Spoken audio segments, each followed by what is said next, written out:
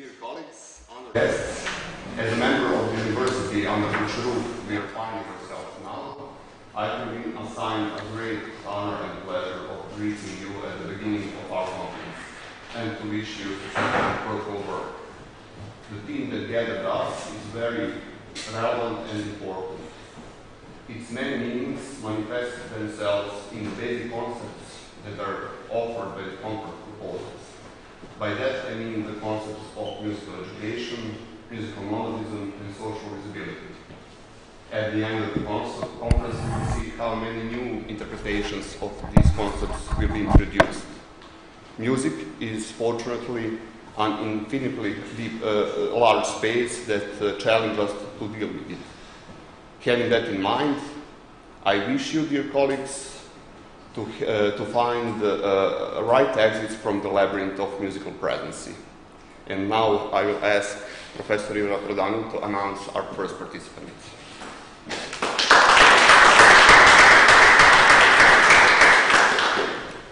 Hello to everyone, good morning. I'm happy that I can moderate this first session, and I'm also happy that we included science and scientific conference into this project, The Music and or Musician is Present. So for the first session, we planned three colleagues, and our first speaker will be Paul Kreinen from Royal Conservatoire, The Hague. Our colleague will talk about musical nomadism at the Conservatoire, and I'm asking you to start your presentation.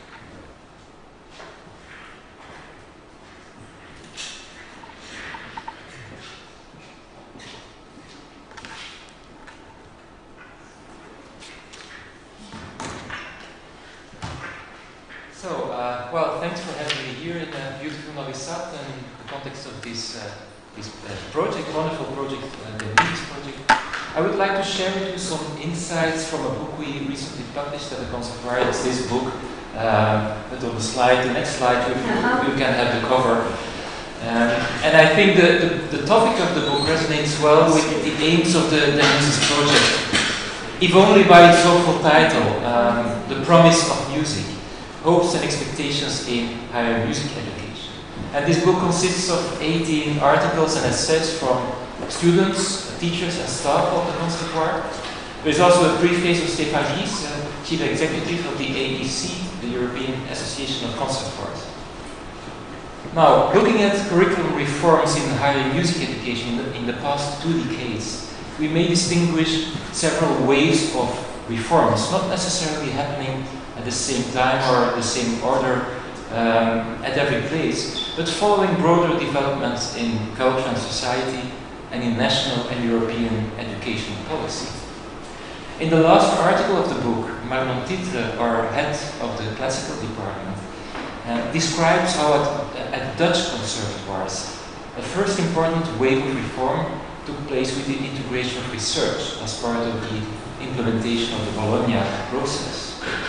In the next phase and in the wake of the financial crisis of 2008, entrepreneurial attitudes and skills received increasing attention, probably also with the underlying aim of helping young musicians to become more independent of the goodwill of politics and taxpayer support.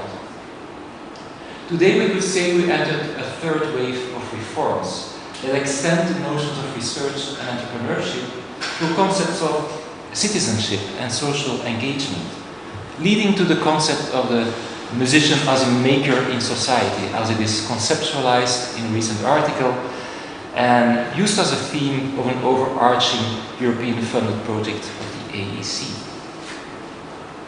Curriculum reforms in higher music education are often prepared by thematic working groups and projects such as this, the DEMUSIS project. In the outcomes of such projects, we often find a very optimistic language that seeks to convince people inside the institutions of the needs for change and of the new opportunities that such change may bring about. At the same time, depending on one's perspective, reforms can almost always also be understood as having a kind of danger, being a threat. A word like entrepreneurship can be understood as promoting creativity and risk-taking on the one hand, but also as a symptom of neoliberal and capitalist worldviews on the other. The same mixed reception may be found with the current emphasis in discussions around curriculum on qualities such as flexibility and versatility. Reform-minded music teachers will welcome the interest in all things related to improvisation or interdisciplinary projects. But the more concerned, classically trained musician might also hear in these words a possible devaluation of values of specialist expertise and perceive them as the harbingers of a less stable professional environment. However, while previous curriculum reforms at our conservatoire, like the introduction of research, were sometimes perceived as being introduced in a top-down manner, an interesting observation Marlon Titre makes in his article is that since the pandemic, it seems to be the students themselves who are now pushing the conservatoire to speed up reforms. It is as if the past few years of isolation have unleashed a sense of urgency at all sides of the educational spectrum, creating an acceleration of change. When we conceived this book 2 years ago, we chose not to start from a question that already suggests the answer, but rather to invite students and teachers to formulate what they believe is promising in music today. And this very open question has led to very diverse answers. Some students explain how music helps them to develop as a person. Others reflect on what should change within the music field to become more representative for society at large. Some are dreaming of new technologies such as virtual reality to share their music. And one composition teacher reflects on the use of laser cutting machines or 3D printing techniques that allow more fluid approaches to instrument building, and as such also more democratic creation processes. My own contribution to the book is an essay with the title Nomadic Musicianship, and I will now try to summarize its main points. It is stating the obvious to say that the field of art music has lost a lot of its prestige in the past decades.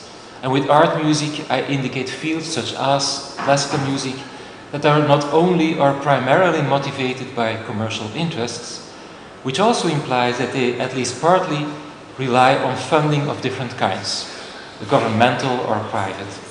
And as such, they are also very sensitive to changes in the cultural discourse in society and politics. This explains why a broadly shared concern amongst musicians in this field is a perceived weakness of the connections between their profession and society. In my essay, I link this situation to the ideal of the autonomy of music, which still pervades our conservatoires. Without going too much into history here, it is relevant to remind that the emergence of the European conservatoire model, with the birth of the Paris Conservatoire at the end of the 18th century, happened at a time when music emancipated rapidly as an independent art form, and instrumental music forms such as symphonies, concertos, string quartets became the embodiment of this autonomy of music. Today, music presented in such a pure form, whatever the word pure means, not in a combination with other disciplines, not at the service of language or any kind of external purpose, seems to have lost a lot of its attractive force. And this seems to be true not only for classical music. For most people today, instrumental music is not something to listen to, or at least not attentively in silence, but rather something to dance to, or to create an atmosphere for other activities, or it may have a therapeutical function as well.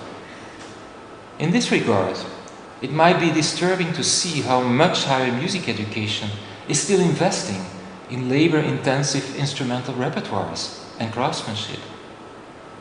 However, as I explain in my essay, the situation also remains ambiguous.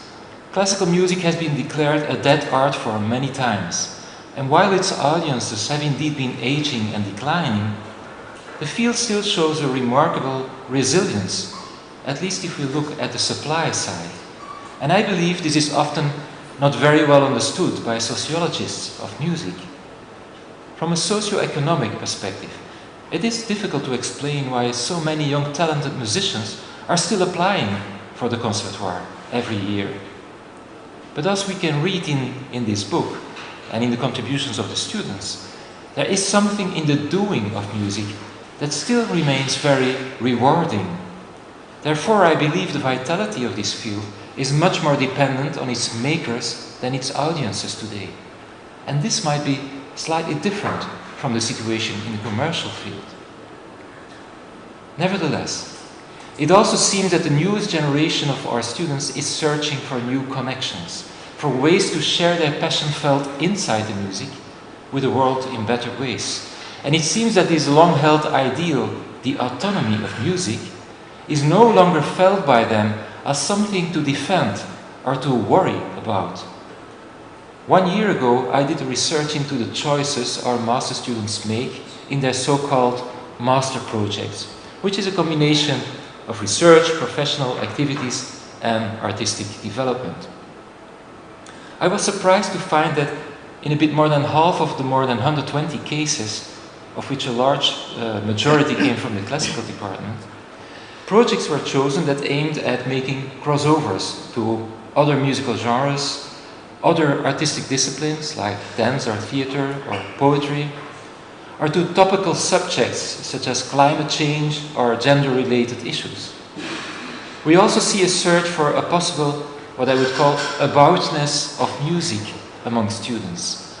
And perhaps this reflects a tendency in the professional field as well.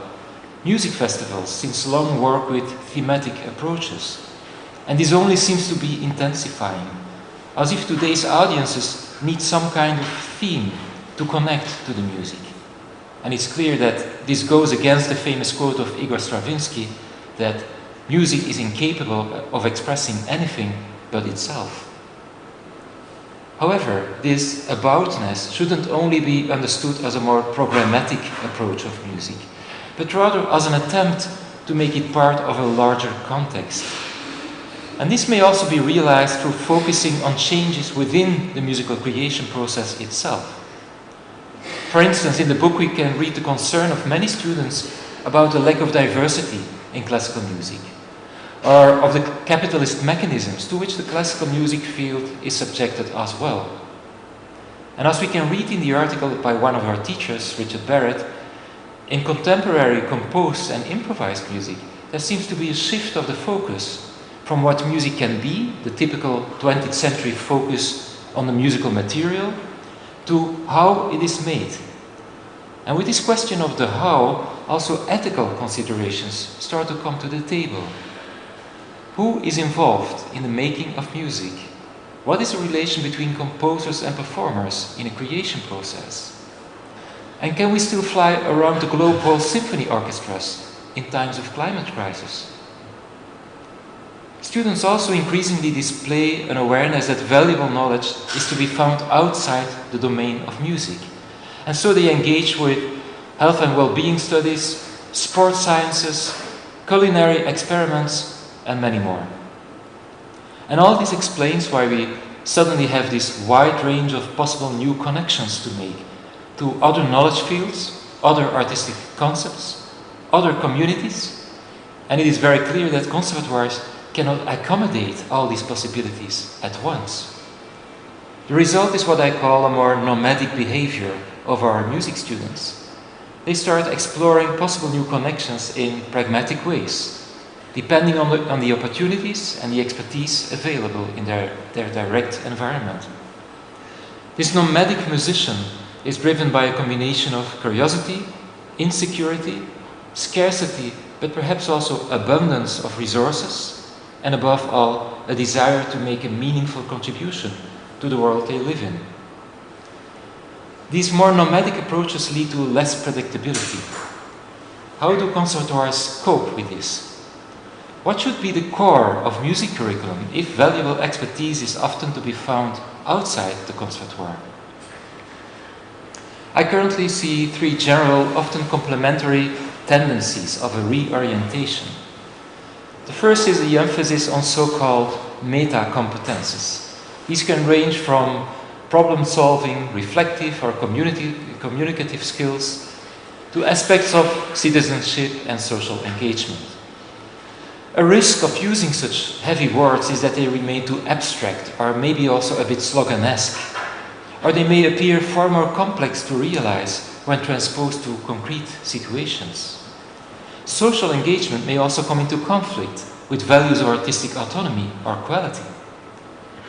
Nevertheless, there is a tendency today in the discourse around curriculum to bridge such oppositions by proposing combinations of different sorts, combining traditional craftsmanship with co-creation, with social engagement, with activism, and more.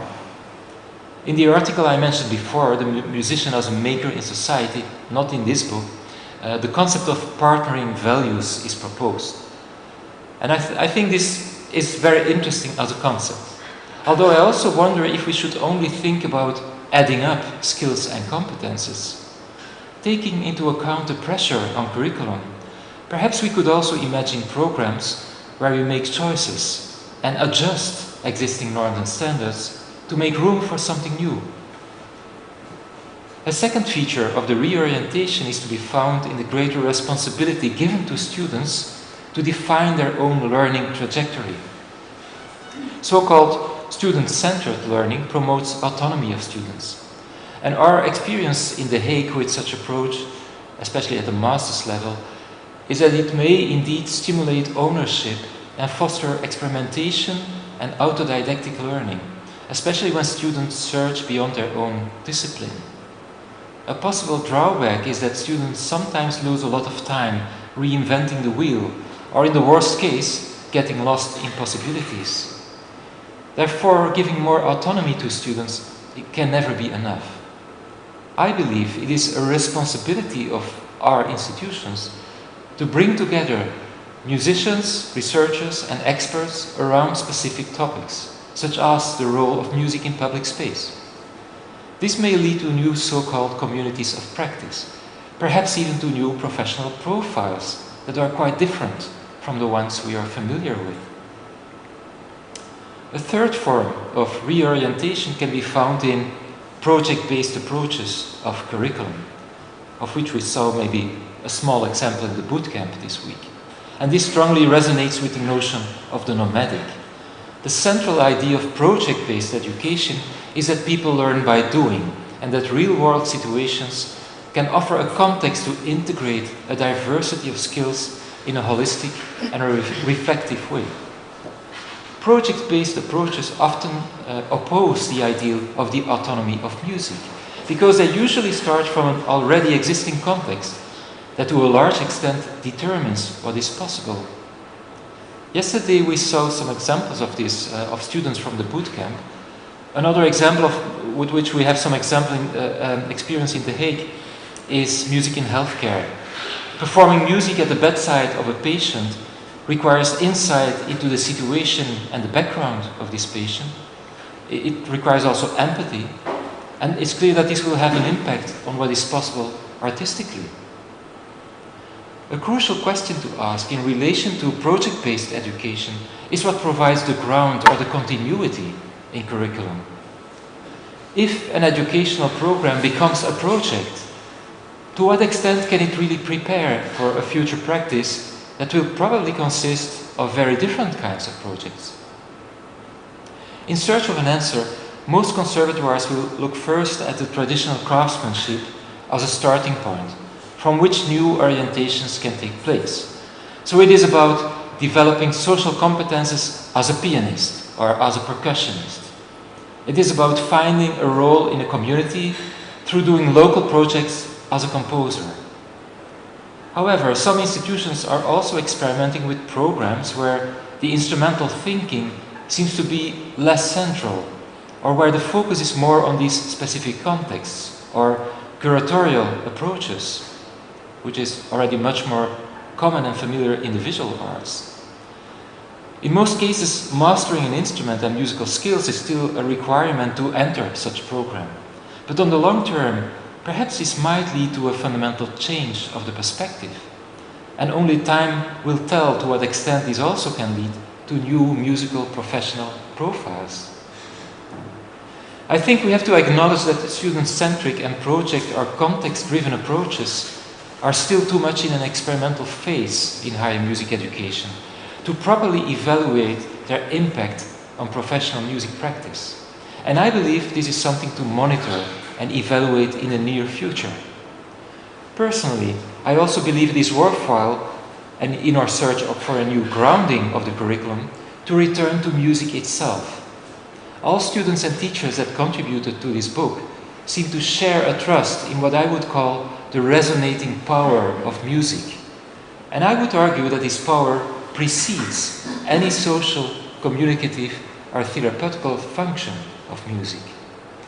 In that sense, I believe we don't have to give up completely the ideal of music's autonomy.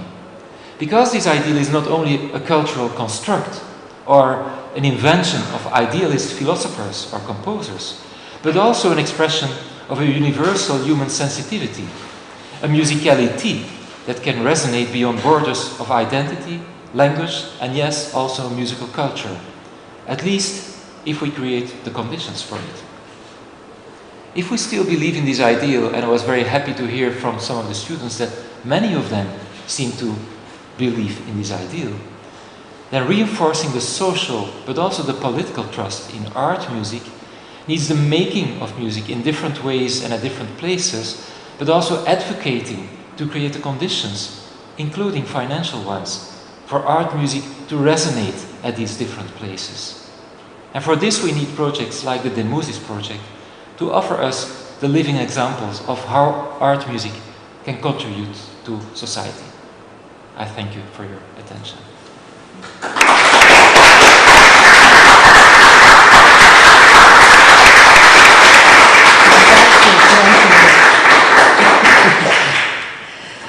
Thank you very much, Paul, for your research. We have, as you know, we have the final discussion at the end, but we still have time, around 10 minutes, for a small discussion after each paper. So you are free to ask questions.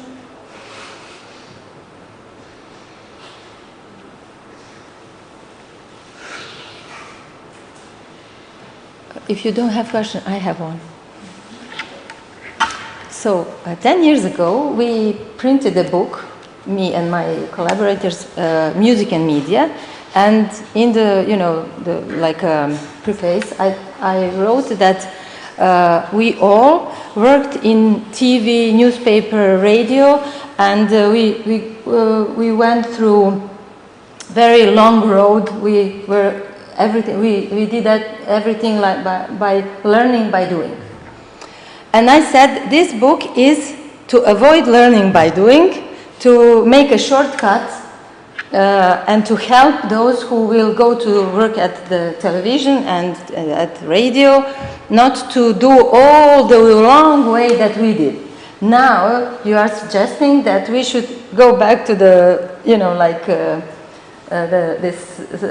this approach, learning by doing.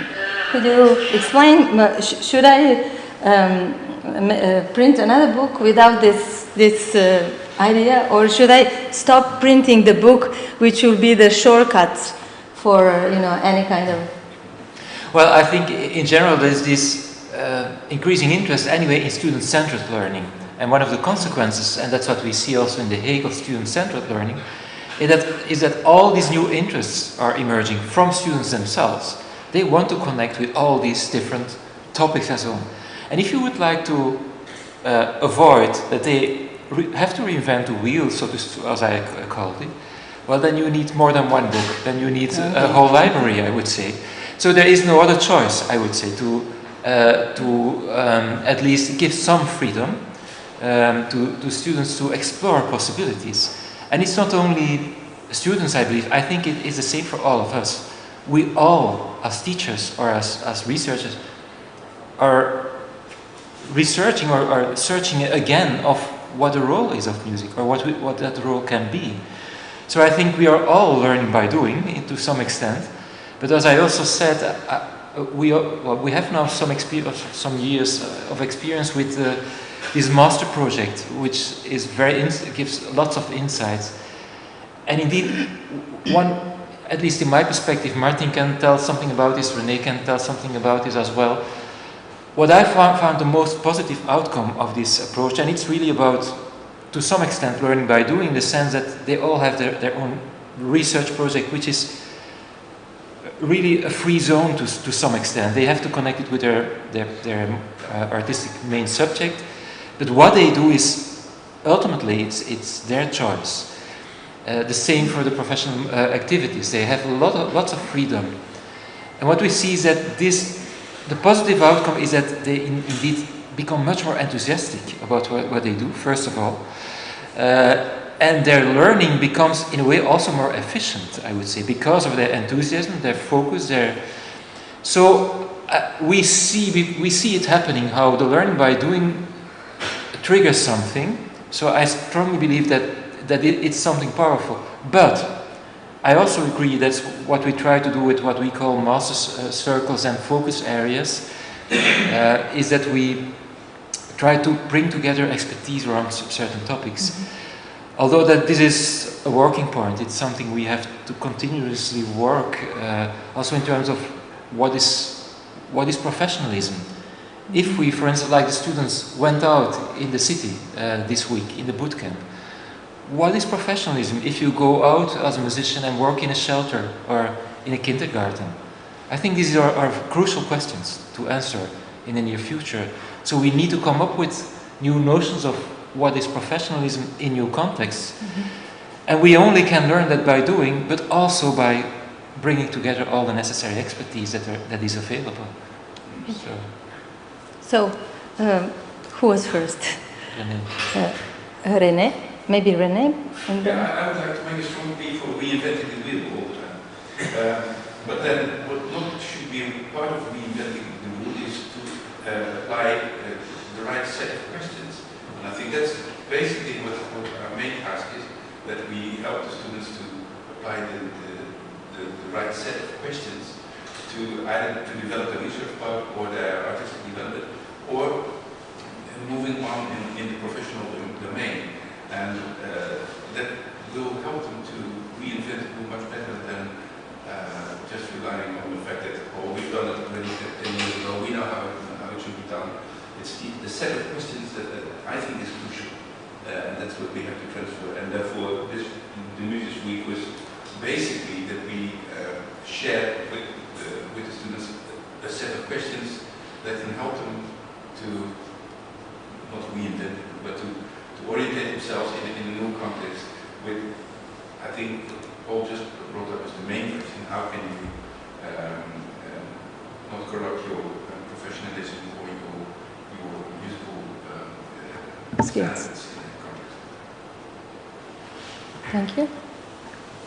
Yes, nice. Small question from my side. I'm from the AEC also. Thank you very much, Paul, for the stimulating and very clear presentation. And it's really a fascinating development going on, the change within higher music education, and from what we report from research interviewing students and so. If I understand you right, the material is basically from The Hague and the Netherlands. And representing AEC, I'm also curious about the situation in other countries. And it's really interesting to come here to Serbia and Novi Sad and see how this works. And would you have got the same answers interviewing the Serbian students? And if there are some different projects, some different ideas, and how in fact this landscape would look. So I will somehow encourage you also to contribute with more knowledge from other countries than maybe they. And it's also about some obstacles, some resistance we meet in this move, and also make studies of them. That would be helpful for us. Thank you. I would add, connected with this learning by doing, that in Serbia we have very strict rules about attendance to the classes. And it's very strict. maybe we misunderstood the Bologna system, but our students are obliged to attend every course, every class. And I think that you are suggesting here a more flexible system, because they should choose if they will go the whole day long to the lectures, or they will develop their skills, because our programs are usually overbooked with a lot of obligations that are connected with some courses. I don't know what is the quite similar. And in Bulgaria, so at our institution, you are obliged to attend every class, and therefore they are occupied the whole day. And maybe we should talk about flexibility in our study system. I'm just telling you the situation in Serbia. So I would suggest a more flexible approach to the process of studying. What do you think? I'm not sure if Martin would agree if we say to our students, well, you have some freedom, you can attend, but it's not. So that's the same at the our same place. With you. Of course. It's very. It's everywhere, I think. But maybe one difference is indeed, and that has come through the long experience we now have with research, and then we started having these master circles, and previously these master circles were organized more or less alongside the departments, or the cellists in one circle, or that kind of. And now we reorganized it a bit and have like what we call focus areas, where these students from different departments can meet, but where they share a common interest. Like we have focus areas like public space, or like artistic interpretation, or and that gives them some flexibility, at least to choose one of those areas, and that might be a suggestion, to have a bit of choice at least. Okay. Yes. Thank you very much. Martin Oh, sorry, I didn't. I just may respond to what you just said, because of course in our situation also the students are expected to follow the classes. But if that means that they're busy all day, then it also means that the curriculum is very full. Yes, And I agree. think this is the kind of fundamental shift from us deciding all the time what they should be doing, Yes. when and how, and in what place, to an approach that they should be activated and thinking for themselves. And I think this is what we're kind of experimenting now. And let's see what comes out of this. But I think this is the fundamental shift in this situation. Ivana? Yes, I was wondering, well, first of all, thank you for your presentation. I'm looking forward to reading the book. So my question is about the time we are living in and constant changes. I think that one of the key words, as Bauman said, is liquid modernity. Everything is changing constantly, and humanity is part of that. So by the time we adapt our work, institutional work, to the societal needs at the moment, things have already gone to another direction. So, what is your opinion on that part of equity? So we have in this, let's say, we have artistry or music autonomy, then we have a need to adopt to current society, and we also have constant changes. Your question is what should be central? No, how do you see the issue of constant changes, and are we running always to fill the gap? Well, that's a difficult question. I don't think I can give any sensible answer to that. I'm interested about your thoughts. Yeah, but most interesting is actually how we respond to the changes. That's and if we, I was discussing with Renee last night also about these things. Sometimes we might suddenly ask ourselves the question: what actually are we doing here? In the most general sense, like also these big words. I have to be very honest. Sometimes I'm we seem to be convincing ourselves of what we are doing with the use of and reusing of certain words. And I believe that, like Eric was also saying, I'm very curious how specific terminology and specific concepts, like the musician as a maker or social engagement, I'm very curious how they resonate at different places, because they may also become a kind of propaganda. And that's something I'm a bit concerned about. So, what actually are these words doing, and what do they mean if they are at work in a specific situation? So, I was very happy to see the contribution of the students. Yes, there you can see that for them it's a change. It's something completely new, but the value of what they were doing for themselves needed no explanation. So that was very clear beyond all these words and so on and so on. So I think we always have to go back to that real experience and how we respond to that, and then we question also all the words we use, I think. So that's maybe some of our responsibilities, to question a bit how we are also creating a kind of discourse, because that's something what happens also with the AAC, who is an important maker of discourse to some extent. Okay. Maybe I should a bit speed up because we are a bit late. We will have also this final discussion, so if you have some other questions and about the research about the students here, there will be a paper at the end of the second session, so thank you very much.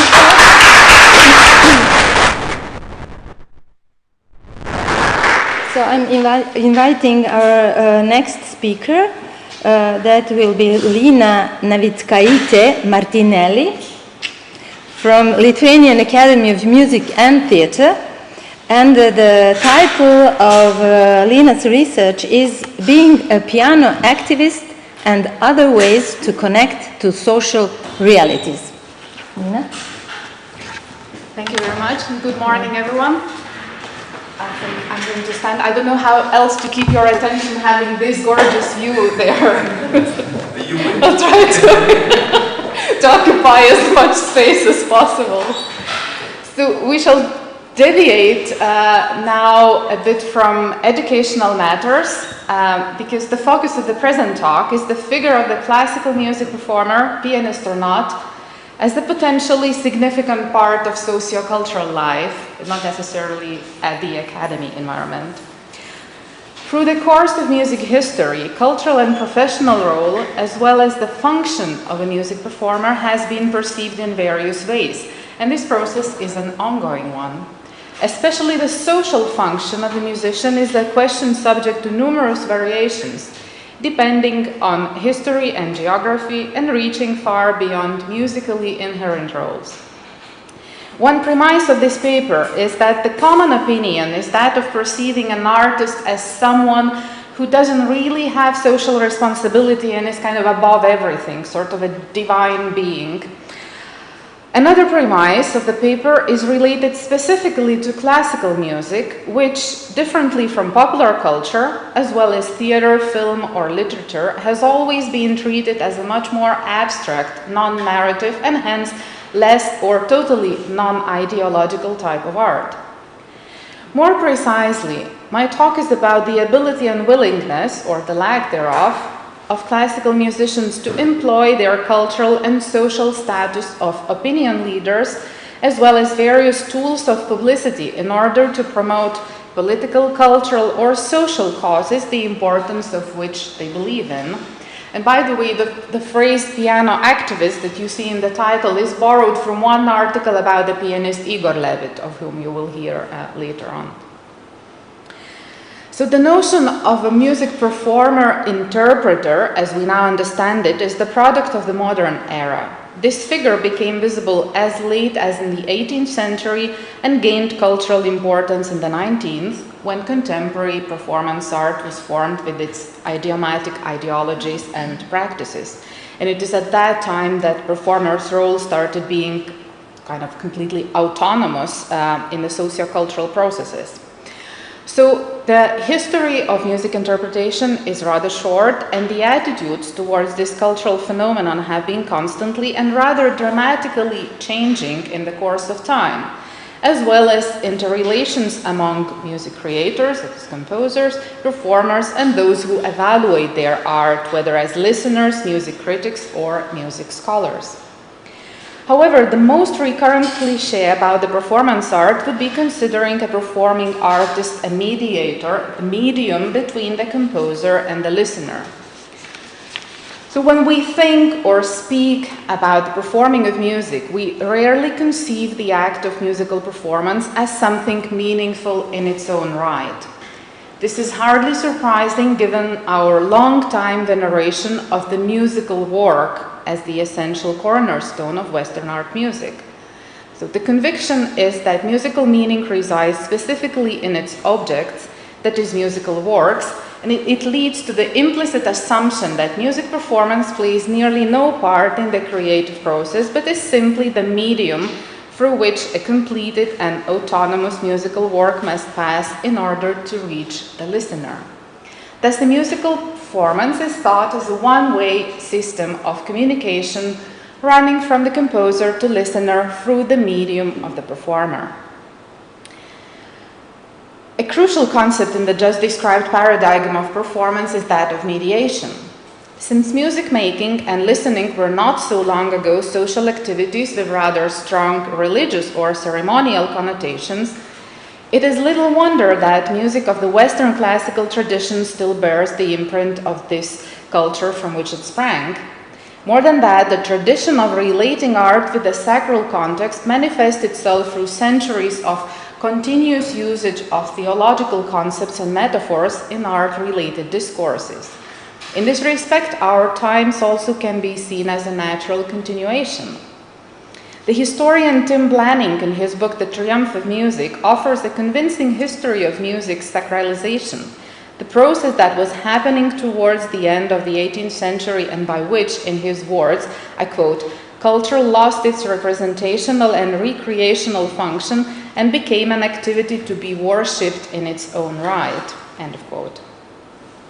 I maintain that actors of musical world are still treated as something sacred, and the concept of the medium, so constantly applied to the performer, retains those roots which it inherited from the Romanticist tradition. Thus, even though not willing to deny that musical performance, particularly that of Western classical music, is inevitably associated with the opus, I suggest to invoke a broader viewpoint and see the performance of music as encompassing all the external, extra-musical meanings. So now we're opposing to what Paul has just said about the music autonomy, as well as cultural, institutional, and individual discourses which do not necessarily depend on musical work. So what are those meanings and discourses?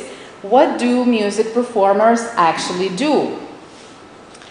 So we perhaps all agree that the job of a performer hardly ever consisted of merely playing music, but particularly nowadays it encompasses a number of variables of private and public, musical and extra-musical articulation.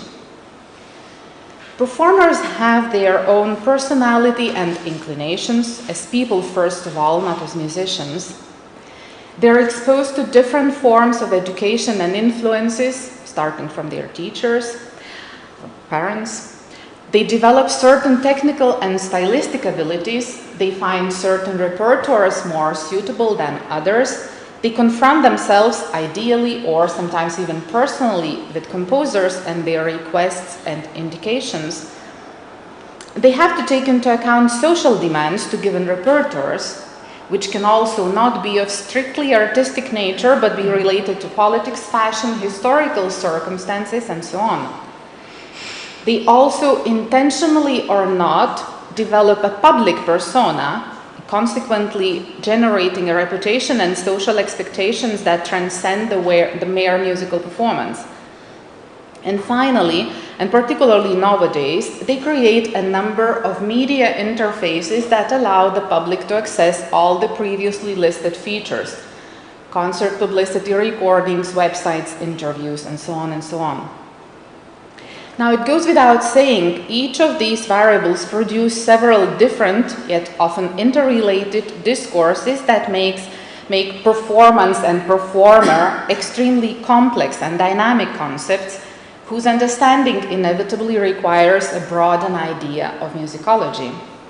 When we face a pianist's record covers, posters, ads, or even political representations of the likes of Lang Lang, Gidon Kremer, or Katja Bunetishvili, we understand that the performer's discourse is a rich mix of ingredients that may include, besides music, also pop culture, rhetoric, advertisement, and ideology.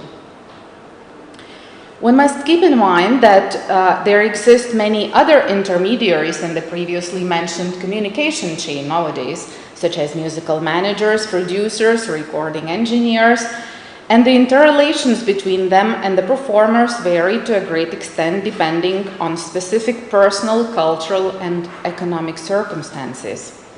Thus, an emancipation of performance art from the paradigmatic concepts is possible by examining not only what constitutes the performer's musical identity or what meanings do performers produce in their creative work, but also by focusing on current cultural constructs in which those meanings are communicated. Among such are various aspects of media and modes of performance, institutional embedding, and different forms of performer-listener communication processes, such as a live concert experience, sound recordings, or publicity instruments, among others. One way of exploring the significations created by musical performance is possible by having a glimpse at what kind of social meanings are produced within the performer's activity and how we perceive the persona of music performer as a social figure. Since towards the end of the 20th century, music performance studies became an established part of the various branches of musicology, there appeared several diverse articles, essays, and books dealing with socio-cultural problems related to the art of music performers, and to various circumstances and peculiarities of their professional as well as social life. Some written by musicologists, while others by sociologists, historians, or philosophers, such as Arthur Losser, Michael Chan, Norman Lebrecht, Tyler Cowen, William Weber, and others. Interestingly, in many of the mentioned studies, the assumptions of the authors, or even prognoses they make for the art, vary a great deal, from the most catastrophistic ones, as in Lebrecht's book Who Killed Classical Music, to those which, on the contrary, see music and musicians as privileged members of society, such as Blanning's The Triumph of Music. Issues from the enormous exploitation of musicians by their managers to the common perception of a musician as an elite figure, from the vicious circle of the dominating star system on one side to the closing of music schools on another, and orchestras, or the ways that performers are trying to increase sales of their recordings, all these find their place in the sociologically oriented writings on the art of music performance. However, in all cases, a performer of music is seen in those studies as a part of the cultural and economic society. As I have mentioned in the beginning of this talk, this function of a musical performance too is subject to numerous variations depending on history and geography, and one can provide endless examples. For instance, shaman musicians are at the very center of their respective communities in nearly every place where shamanistic rituals are still enacted. In popular culture, Madonna has been a fashion leader for at least 3 generations, this role now being taken over by the likes of Rihanna, Lady Gaga, and the younger ones, which I choose not to know. On a more solemn note, in Italy, 2 famous maestros, Arturo Toscanini in 1949 and Claudio Abbado in 2013, were made senators for life by parliament. In China, Lang Lang is a Passepartout ambassador for events that range from UNICEF fundraising to carrying the Olympic torch. So the social importance of a musician is really something strong there. Now, talking about the Olympic torches, The 2014 Olympic Winter Games in Sochi were one of the relatively recent examples of how artists and classical musicians in particular, such as soprano Anna Netrebko, conductor Valery Gergiev, violist Yuri Bashmet, and pianist Denis Matsuev, among others, were invited to celebrate their country as part of the opening ceremony. I find it's really important because normally a majority of the countries would present their popular culture representatives. In this case, it was all classical musicians. And that is yet another important social function of a music performer. That is being one of the strongest, potentially strongest elements in creating a country's soft power. Now, Anna Netrebko has got into a political turmoil in December 2014 when her donation to the National Opera and Ballet Theatre in Donetsk was publicized featuring the soprano with the flag of Ukrainian separatists. On that occasion, Netrebko has been denying her relation to the political stance. So such instances, they still fall under the category where the artists do not clearly speak for their opinion and where they would rather comfortably remain under the "I'm only the artist" umbrella. So I really don't care, I'm not interested in politics, I don't have any relation. Now I invite you to pay attention to the matching of the flag and the dress, and no singer would ever do that by chance. So it's something that is showing the inclination. So there is, though, another type of classical musicians who tend to openly and regularly employ their cultural and social status of opinion leaders, as well as various tools of publicity in order to promote political, cultural, or social causes, the importance of which they believe in. Some of them, like Netrebko, receive controversial reactions, and one of the famous cases was in the year 2015, when the Toronto Symphony Orchestra has refused to play with the pianist Valentina Lisitsa due to her Twitter posts. That's probably one of the early examples of the so-called cancel culture. Lisitsa's response was posted on Facebook. There she justifies her position and asks her fans to influence her not being silenced as a musician. Now, case studies related to classical musicians reacting to political power are also numerous, among the most vocal being the violinist Gidon Kremer and his protege, Georgian pianist Katya Bunetishvili. The famous initiative of Kremer from the year 2013, called To Russia with Love, was focused on human rights and dedicated to the anniversary of the killing of Russian journalist Anna Politkovskaya. Other reasons to hold such a concert was a recent law restricting the discussion of homosexuality, as well as the birthday of another Kremlin critic, Mikhail Khodorkovsky, and his imprisonment.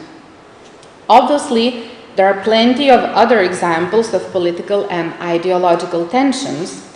The pianist Daniel Barenboim remains here as the utmost example of somebody who, according to journalists, uses his eminence as a musician to give politicians master classes in how society can and should work. The attempt at creating the West Eastern Divan Orchestra, which draws its members from Israel, Palestine, Jordan, Syria, Lebanon, and Egypt, is proof that, given the right conditions and with visionary leadership, estranged peoples can come together to create something positive and inclusive, something that enriches their diverse cultures.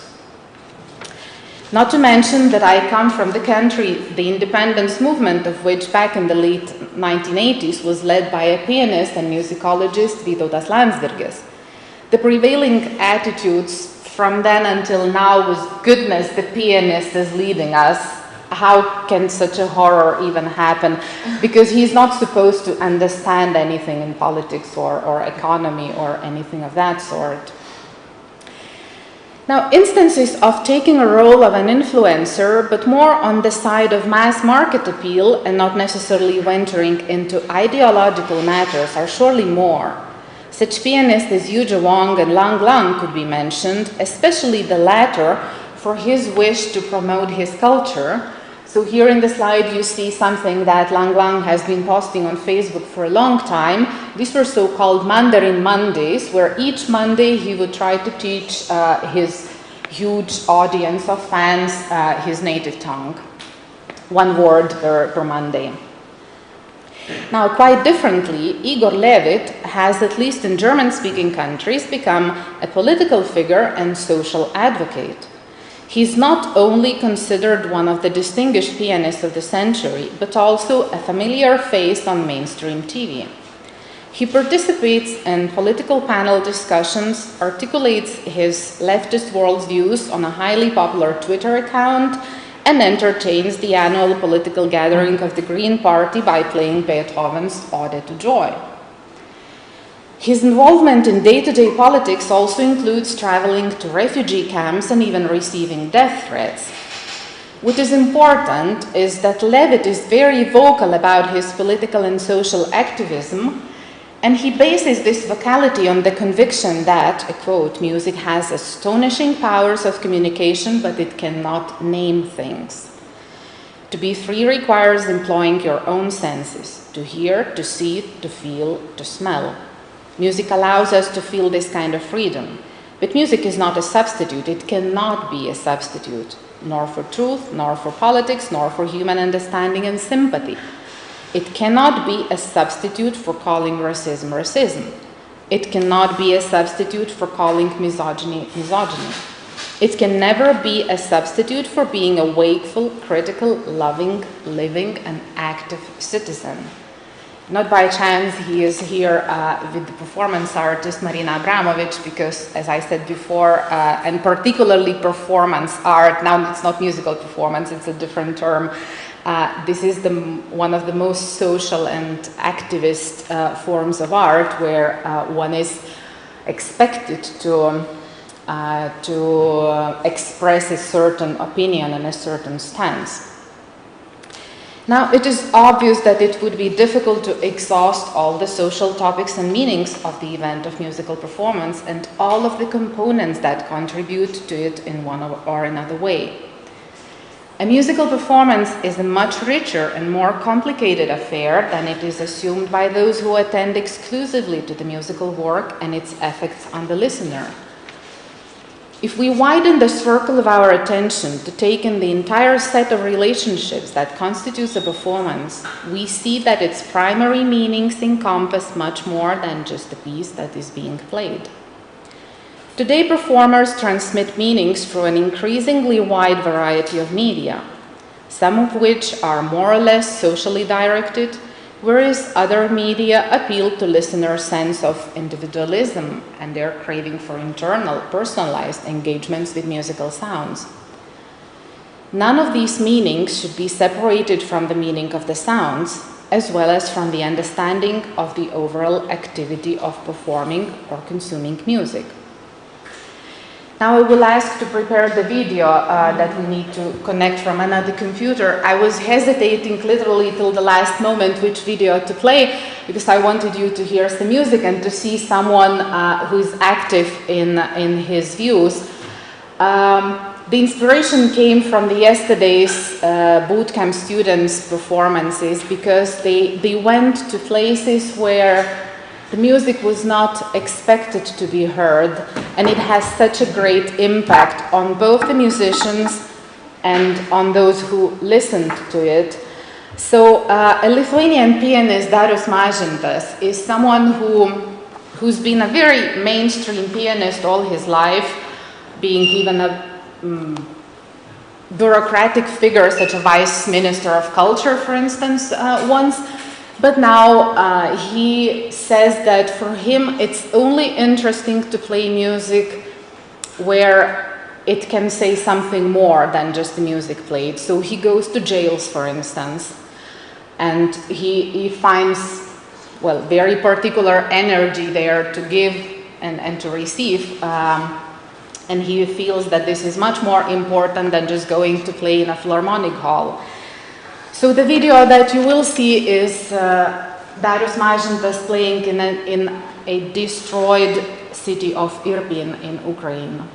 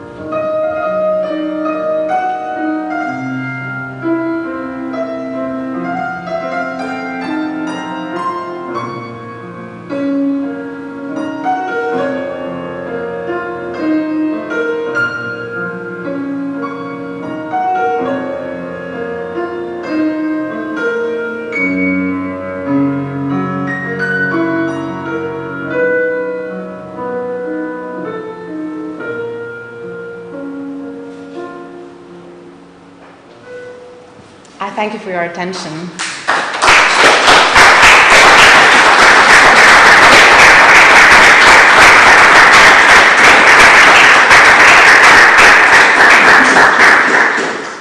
Thank you for your inspirative paper. Could you?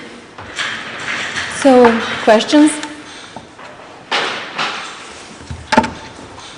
Nemo? If I understood well, you were talking about the possibility of separating the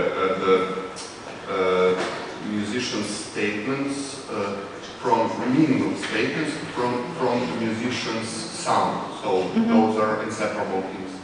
But this kind of narrative about musician's activism, it has some roots in the previous big debate about interrelation between ethics and aesthetics, especially in the case of the pro-Nazis, big cultural figures like Karajan Yes, and absolutely. Knut Hamsun and many others. So at that point, some kind of universal culture thought that this is too much to pay, the price is too big to exclude those people because of their meaning of statements about the world, and that kind of reinforced the autonomy of the culture. But from today's perspective, what your opinion is about that kind of dilemma?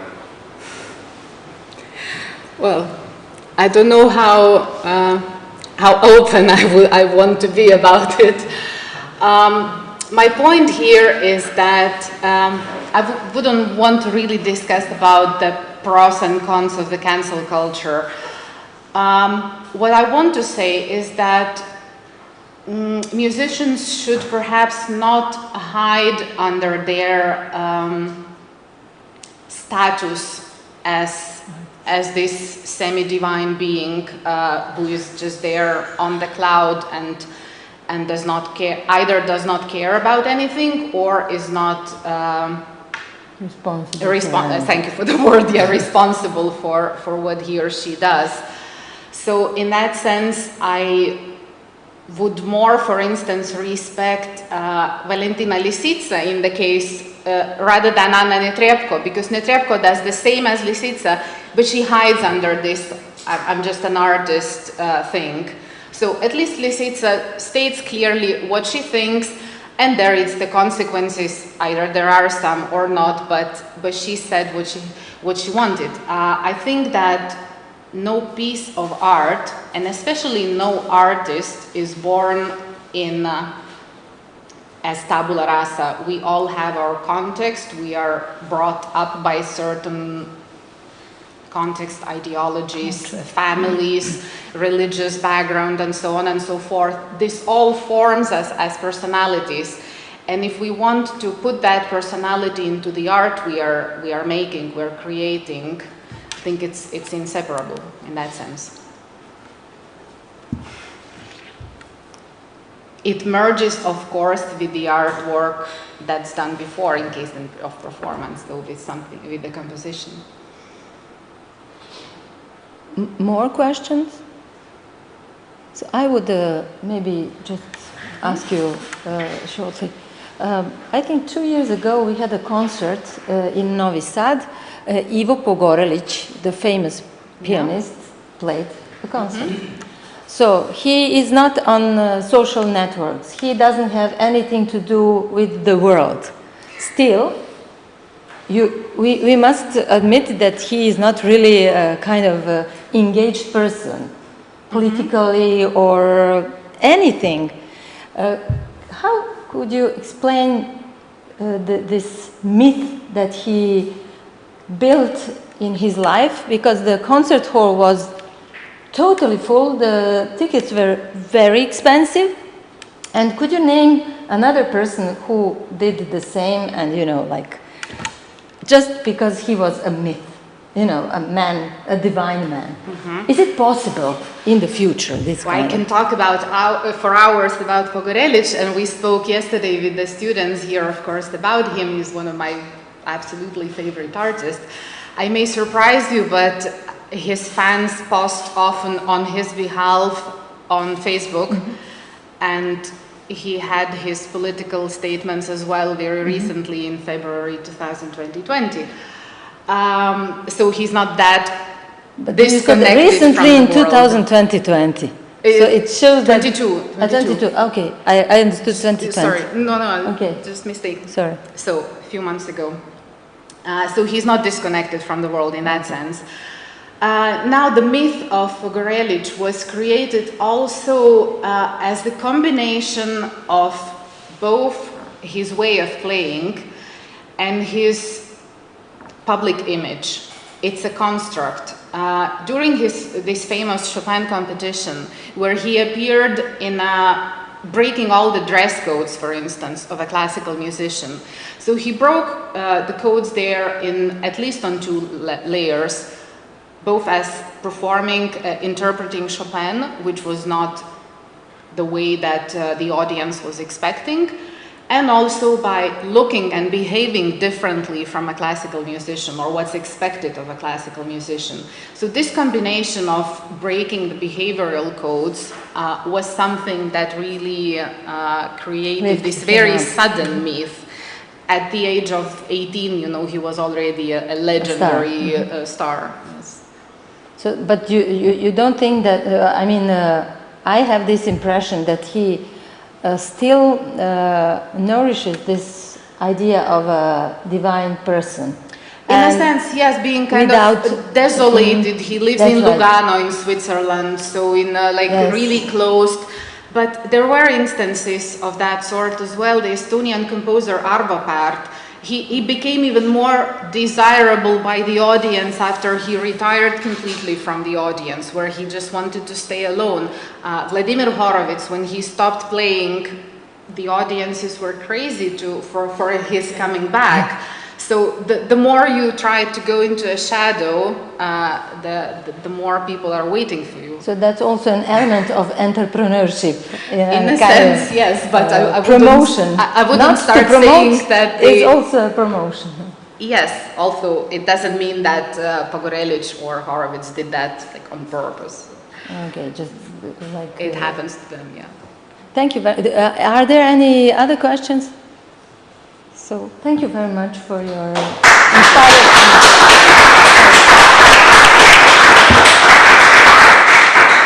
So our last speaker is Milena Šušulova-Pavlova. Milena comes from New Bulgarian University from Sofia, and the title of the research is A Cause Named Classical Music. Hello, I'm Milena, and I have my friendship, my colleague, that helped me because my English is not very well and it's hard to me to present everything. I prepare some presentation to point of my paper, but Natalia read me everything and I help us with presentation. Please, Natalia, thank you very much. It's interesting. Professor Šušulova is just too humble. That's all right, I guess.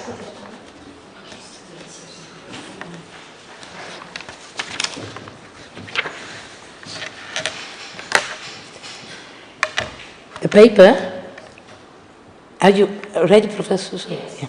The paper begins actually with a quote. The quote is, Professor Šušulova is quoting Naiden Todorov, who is a famous Bulgarian conductor. He is also the general manager of the Sofia Philharmonics. He is a very exciting, I would say, writer and many, many other things, just a multi-talented person. But his position is the one of a chief conductor of Sofia Philharmonics and general manager of the same orchestra. The quote is, "Today our role in society is of utmost importance to show that the world is not over, that we do have a future ahead of us." The relevance of these words, I would say, is even stronger today, 1 year after he's been quoted. Life teaches us how to face unpleasant surprises, but does not show us how to respond to the, again quoting Naiden, to the shock of the enormous love of the audience in the concert hall and its unwillingness to leave. A spectator who has been to one of his concerts in Bulgaria Concert Hall probably has experienced such an emotional shock, letting go of fear in our daily lives and entering musical utopia.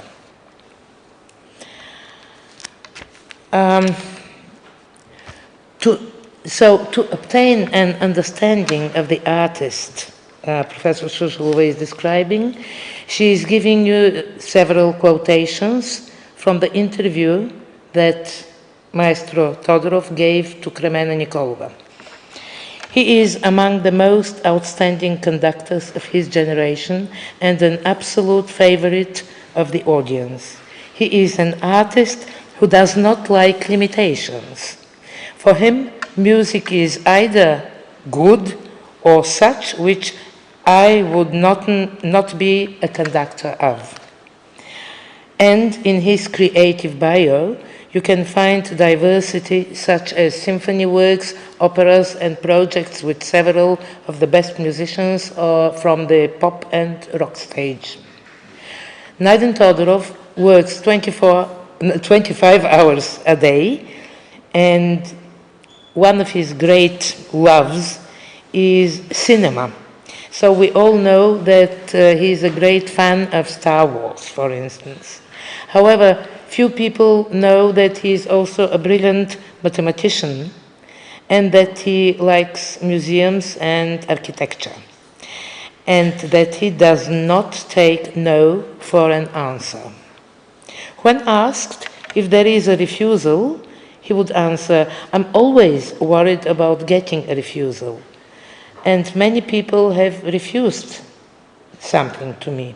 However, if you ask, there is a 50% chance to get a refusal or an approval, while if you do not ask, the chance of a refusal is 100%. When Naiden visits a town, the big love of his walks is sightseeing different buildings. He believes that architecture is frozen music, just like Friedrich Schelling is saying. Following are some of his interesting thoughts about music, the way he works, and other things in life. About the work of a conductor. I believe that a professional conductor should possess exceptional emotional intelligence. Emotion in music is means of transmitting to others the ideas hidden in it.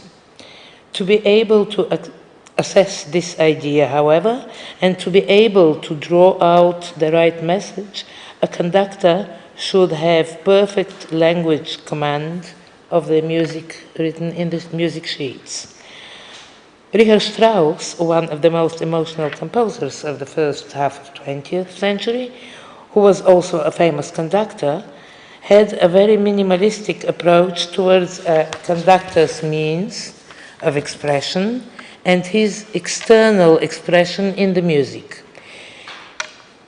He was the conductor to set that absolute minimum. The second of his 10 golden rules of a conductor says, "You should never perspire while conducting. It is the audience that should get warm." The role of the three languages is understood in different ways by different conductors. The language of knowledge is interrelated with the musical text in the score, with the conductor's baton, and is the general translation for the musicians, so that each of them, regardless of their idea of the music, can follow the unifying logic given by the translator, interpreter, conductor. Body language is a means of the conductor according to his inner peace, to transmit directly the author's musical idea and attitude towards the music. There is only one quality important for the conductor, the ability to convince without words. The power of suggestion is a talent which is important for conductors even more so than their musicality. And magic is there when we have both. In other words, the two very important sciences that a conductor ought to know to be able to transmit the author's concept via the instrument to their audience are philosophy, understanding the music, and psychology, understanding how to convince others to embrace that idea. Perhaps precisely because of that, we have the English word conductor, transmitter. I have often asked myself the question about what is more important, to be able to understand that outrageous essence of music, or to be able to convey that you have understood the people in front of you. It is a fact that the job of a conductor is in fact two jobs. It is a research and it also has a social aspect. Naiden Todorov about the ego and glamour. I have been a conductor to many artists, but two of them surprised me with the fact that they were much greater stars than I expected. John Lord. Of course, I knew who he was, but I had no idea what the people's attitude towards him was. He was a legend. And the other case, to my shame, is from very recently, Anastasia. Probably this is because they work in the genre I'm not primarily involved in. When I got the offer for Anastasia, I said, okay, I'm free, I'll take it. It wasn't until I got sheet music that I realized these were songs I knew and liked. Then I felt what it was all about. She is a fantastic person. My great stress from working with her came not from her, but from realizing how phenomenal and perfect the entire organization of everything related to her work was. It was the work of many people, each of whom works at their 100% abilities. Everyone on the team knows that the star is Anastasia, but that nothing can happen either without each of them, the small people.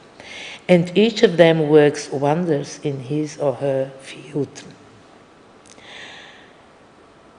So this was about the teamwork and about how to interrelate the two jobs, the two works, the one of a conductor and of a general manager. A conductor and a manager are two very different things. The conductor is the manager of sounds. The manager is the conductor of administration. The great dispute in the world is who is in charge, the creative person or the administrator. I don't know what the right answer is. All I know is that no one remembers who the manager of Berlin Philharmonics during Karajan's time was. The same goes for Bernstein and for many others. Let me explain it this way. One is a strategist, the other is a tactician. One says what needs to happen, the other finds ways to make it happen. It is hard to be both a tactician and a strategist. Even more, combining creative work with the equally important but much more invisible administrative work. When I started working in the city of Ruse, that's a big city in Bulgaria, many people asked me how I knew what to do. Three things have enabled me to learn from: my work in Israel in previous years, where I was close to the administrative director of the orchestra, who explained to me why something had to happen in specific situation. I also learned a lot while working in the city of Plovdiv from the administrative director there. Besides, I really like playing computer games. I have less and less time for this. I used to play strategy games. I admit that many of the decisions I have made happen have been the result of such strategic thinking. One would hardly imagine that this is applicable in the music world, but it turns out to be very profitable. To make the Philharmonic musicians believe in the orchestra of Sofia, Philharmonic Orchestra of Sofia, to convince people of what symphonic music is capable of, to once again see the Bulgaria Hall as an attractive center for our elite, which everyone wants to visit at least once a year. This is my mission as a general manager. And in a strategic plan, to turn the Philharmonic ensemble into enlighteners again. These people have to become again what they can be, setting the tone of our society not only with their instruments and their wonderful skills, but also with their whole attitude towards arts and towards life. Because in recent years, a disease has been observed in our country from which the National Symphony Orchestra has not been spared. Progressive forgetting of the past, forgetting traditions. Some things we forget because it is convenient, others because they happened to be at the wrong time, and others simply because there is no one to remind us of them. In art, there is no place for expressions like the best. About the PR, the general talk about Sofia Philharmonic creates a desire among great artists to come to Bulgaria. We are very grateful to these performers who seem to have become ambassadors of the Sofia Philharmonic abroad. After Angela Georgiou's visit, wherever I went, someone always said, "Angela talks a lot about Sofia Philharmonic." We understood from the meeting of Elena Bashkirova with Marta Argerich after their concerts in Sofia. They also had a little banter. Marta said how nice it was in Sofia, and Elena replied, "Yes, but my concert was with a live audience." Okay. About advertising. I don't want culture and the arts to need special advertising to win the public attention. Although I'm well acquainted with the mechanisms of the free market, I do not think that this should be the principle on which cultural institutes in our country should function. Art does not bring us profit in the conventional sense of the word. It changes us, gives us new perspectives of life, and makes the world around more colorful. Without it, our lives would be deprived of meaning.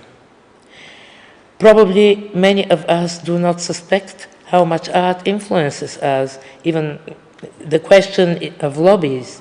Okay, so that was the stop here. The question of lobbies for classical music in government bodies, in the parliament, in the metropolitan municipality, all places on which depends the allocation of funds for this type and genre of music, is very interesting. Question to Maestro Todorov. Do you think that the governments put culture on bread and water in our country? Yes, he says, precisely.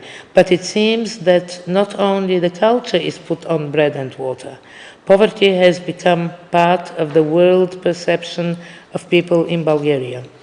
Yes, money is definitely not enough, but this is by no means the only problem, not even the biggest problem. The problem is that it has impoverished our souls. We have become misanthropes. We like to feel sorry for ourselves. We enjoy explaining how bad we are and how we are not going to get better because of the politicians or the managers of the unions or the neighbors or this and that. The focus of our lives has become the habit of complaining and not actually looking for a way to improve things. This is real poverty. This is the truth about the misery embracing our souls. About the culture of social networks. I have a specific opinion about social networks. I use them, of course, but I am being very careful with them, because I believe that they are one of the main reasons for the aggression that has gripped people all over the world today. People already have an opinion on every issue and attack everyone who has an opinion different from theirs.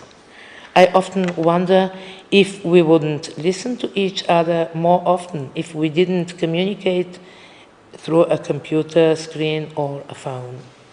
If we could see each other's face when we insult someone, when we condemn them. Sometimes I read people's comments and decide I have never known them at all. Then I see them in the street, and these are the same nice people from my memories, having nothing in common with the Facebook soldiers who pounce with incredible cruelty on anyone who dares to disagree with them. I believe that every single problem can be solved by thinking, action, and direct conversation. And the criticism via internet becomes always an accusation. Every answer to criticism is taken as a declaration of personal war. We do not need this. As a musician, I live and work for a world where people value each other, who work and create together, and find the beauty of life in interacting with others. And I would recommend that to everyone before attacking the enemy of social networks, to first think about how they would feel if they read the same comment about themselves. In other words, fight aggression as it is not our future. If we want to survive, we need much more empathy. Question: does the public appreciate the authors and performers of classical music? Bulgarian public is tolerant. It sometimes leads to underestimating it. Of course, the audience is not some kind of monolith. It is different people with different interests and different levels of erudition. That is normal. Sometimes through expensive tickets we also achieve such a division. People would not pay an expensive ticket if they are not familiar with the artist or the music they want to hear. And when they know what to expect, then our task is to surprise people positively. It is an extraordinary feeling to look at the confused looks of colleagues around me who do not know how to react, because life in recent years has taught us how to face unpleasant surprises, but not the shock of the huge love of the audience in the hall that does not want you to leave. So yes, the audience understands, but we are interested not only in the understanding audience, but also in those people who would accidentally get into the hall, who think that classical music is for elderly people, and at some point find themselves in a place full of spectators, many of them younger than them, both on stage and in the hall.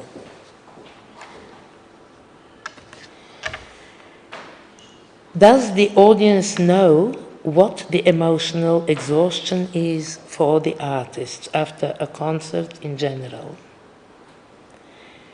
But great artists live in and for the music, and this is what audience feels. The classical music audience needs glamorous concerts. They will give people the power to deal with some of their problems. They will give hope for the future. The solution often is extreme effort. Effort on the part of the artists, but also the organizers and above all the management. The goal is to make classical music more than a star regarding artists. The role of music in society is of utmost importance. We are the ones who must change people's minds to see beauty again and to believe in it. Yes. Аз вече прескочих много. So,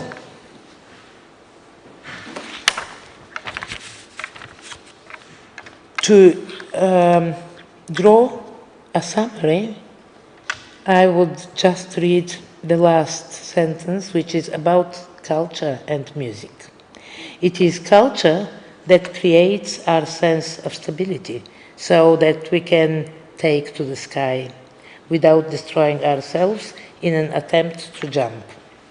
I believe that at a time when not only our national but also purely social identity is threatened, music is one of those means that can help us the most in the struggle of survival of our human nature. Professor Shoshulova's words are, she believes in every word of Naiden Todorov, and she thinks that it is an exceptional view on things. By delving into the meaning of his words, we can feel the messages in them and become better. We can become more motivated and more resistant to difficulties on the way to great music, because a cause named classical music deserves full dedication and extra efforts to reach the next generations.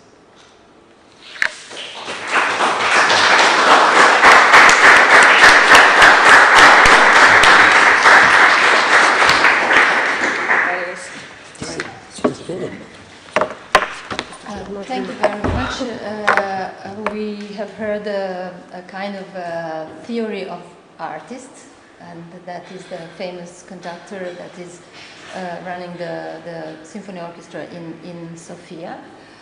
We are running late, as you already seen, and I'm a bad moderator because I didn't succeed to organize everything. So I would suggest to leave the conversation about this paper for the end of the discussion, for the end of the conference, because we plan to have a discussion about the, if you agree, okay? Yes. Thank you very much for your attention. See you in a couple of minutes, maybe 15. 15, please, okay? Thank you.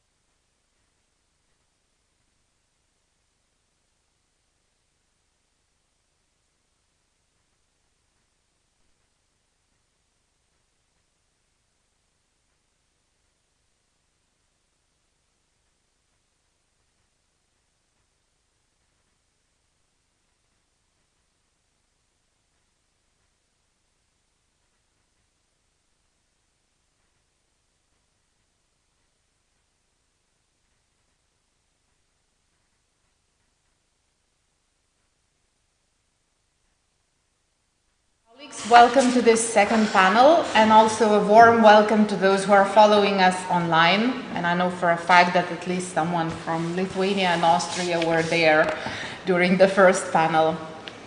It is my pleasure to moderate this session, and now I invite for a talk Ana Čorić, who is a lecturer and a PhD student at the Academy of Music at the University of Zagreb. And her talk is about a musician, music and musician as present to the society in flux, learning through making. The floor is yours. Thank you very much. Dobar dan svima. Hello everyone.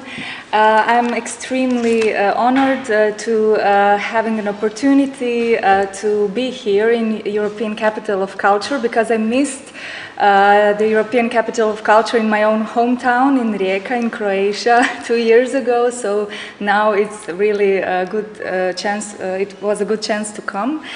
And so I want to thank you to organizers for inviting me here. I'm coming on behalf of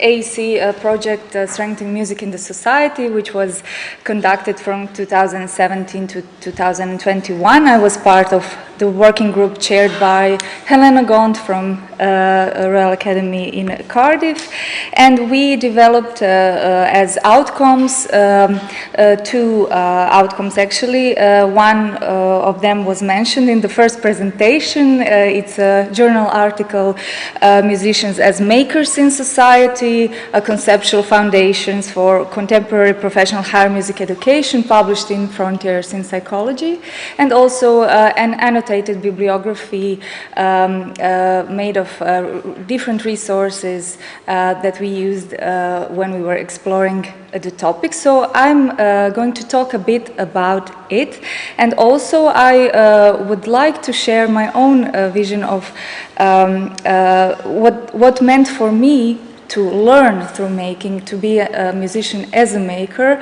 and how I implemented that in my own work in Croatia, because I think that we have kind of similar contexts in Croatian and Serbian higher music education system. So as you can see, I played a little bit with the title, and I was really happy when I saw yesterday students' works, because they showed that we really are present in the society, also as present like Darovi, and we are present like here and now. So we can go. Okay, so modern societies in general have been undergoing many major changes, especially since the beginning of pandemic in 2020. So those constant changes, such as velocity of living and technological progress, as opposed to the slowness of lockdowns, then health and financial crisis, wars, and many other micro changes that are happening to us, has affected and still affect all fields of our lives. And so those changes affect also creative industries and education. So today I'm going to share with you some of my observations on how to approach those changes in our professions in an active way, in a new way, or maybe in an reshaping old ways to make some, in order to make some changes. So yeah, we can go. As I see professional identity of a musician today, it's a multidimensional concept made of several different dimensions. On one side, we have a musician as a performer or any kind of expertise, of musical expertise that we do and have as a core. Then we have a teacher and a facilitator. It depends on which educational context we encompass. Also, we have a citizen artist, a creative entrepreneur, and also a meta category which is present in all other dimensions, called a reflective practitioner. This category is quite important for me, and as I think that you might know, reflective practitioner is a well-established concept known in all professional disciplines, and it encompasses two processes. One of them is a reflection in, and the other one is a reflection on action. So it's the concept that supports sustainability of our professions. What it means to me is that we as reflective practitioners, we need to be committed to change and not just understanding. So that's where I wanted to start when I started to explore this topic in order to make a change in higher music education system, in order when I started my PhD studies and academic career several years ago. And then I found the work of AEC, of Association of European Conservatoires and Music Schools, and I found a similar system here, although I see it a little bit different, but that was my starting point. And then I joined the project Strengthening Music in the Society. And now I would like to show you the main concept that we were focusing on, the musician as a maker, explained by Helena Gont, the chair of our working group, in a video that was made in the project. It's a long video of 20 minutes, and I really highly recommend you if you want to watch it also with your students and by yourself. But today we will watch just a short part of it, just to see the explanation of artist as a maker in an animation. So can I put it? Okay. Fundamentally bridges artistic and social elements. And we call it the musician as a maker in society. It recognizes that musicians must be immersed in their artistry, but it brings this into dialogue with their motivations as a human being and with practical experiences of engaging with communities. To dig a little deeper into the term making that is included in the paradigm of the musician as a maker in society. Making involves creative work and prioritizes active interpretation and organization of performance. Making recognizes social orientation in musical craft. The musician, as a maker in society, always creates afresh and for a specific situation and context. It is about more than being creative in aesthetic ways. Making is not detached from the world. On the contrary, it embraces social situations. This also means that it embraces the political and the moral implications of being a professional musician. In practice, making opens up diverse ways of programming, or, for example, of incorporating improvisatory aspects of performance alongside composed music. Equally, it opens up different ways of engaging with audiences and participants, of collaborating or co-creating with them, as well as with other artists. The musician as a maker in society takes on the serious challenge of partnering values between the artistic and the social dimensions of music making. And it therefore embraces the creative tensions between, for example, canon repertoires and making new work, between artistic imagination and cultural entrepreneurship, between craft apprenticeship through working one-to-one with expert teachers, and self-directed and collaborative learning in diverse contexts. Emerging practices are growing in sophistication. There are many existing examples of musicians finding powerful and innovative forms of practice. From the company, Bold Tendencies, and its multi-story orchestra in an inner-city car park, to Wynton Marsalis' jazz at the Lincoln Center. From Rinika Schmelder's person-centered improvisation in hospital settings, to Nicola Benedetti's foundation, working to inspire and develop young string players. the imaginative potential, musically and socially, is unlimited. Indeed, the society also hints towards further potential orientations. For example, being a maker for society, or even a maker of society. One example from a sister visual art form, where the and so on. If you take a look at the video at home, you will see an example of really nice elephants that are traveling through the world from visual arts. And it's quite a good explanation of what we are trying to make also in music. And also I was learning a lot from other disciplines, especially artistic disciplines, in order to develop the work that I do with my students. If we go back to the presentation, I will just give a short further explanation. So there are three essential domains with a contemporary conceptual paradigm for higher music education. So it's musician visions and identity, then practicum of society in a way, and also artistic or musical craft and professional expertise as essential. So there must be a balance between those dimensions, and as a former president of Juilliard Academy says, there should not be a dividing line between artistic excellence and social consciousness.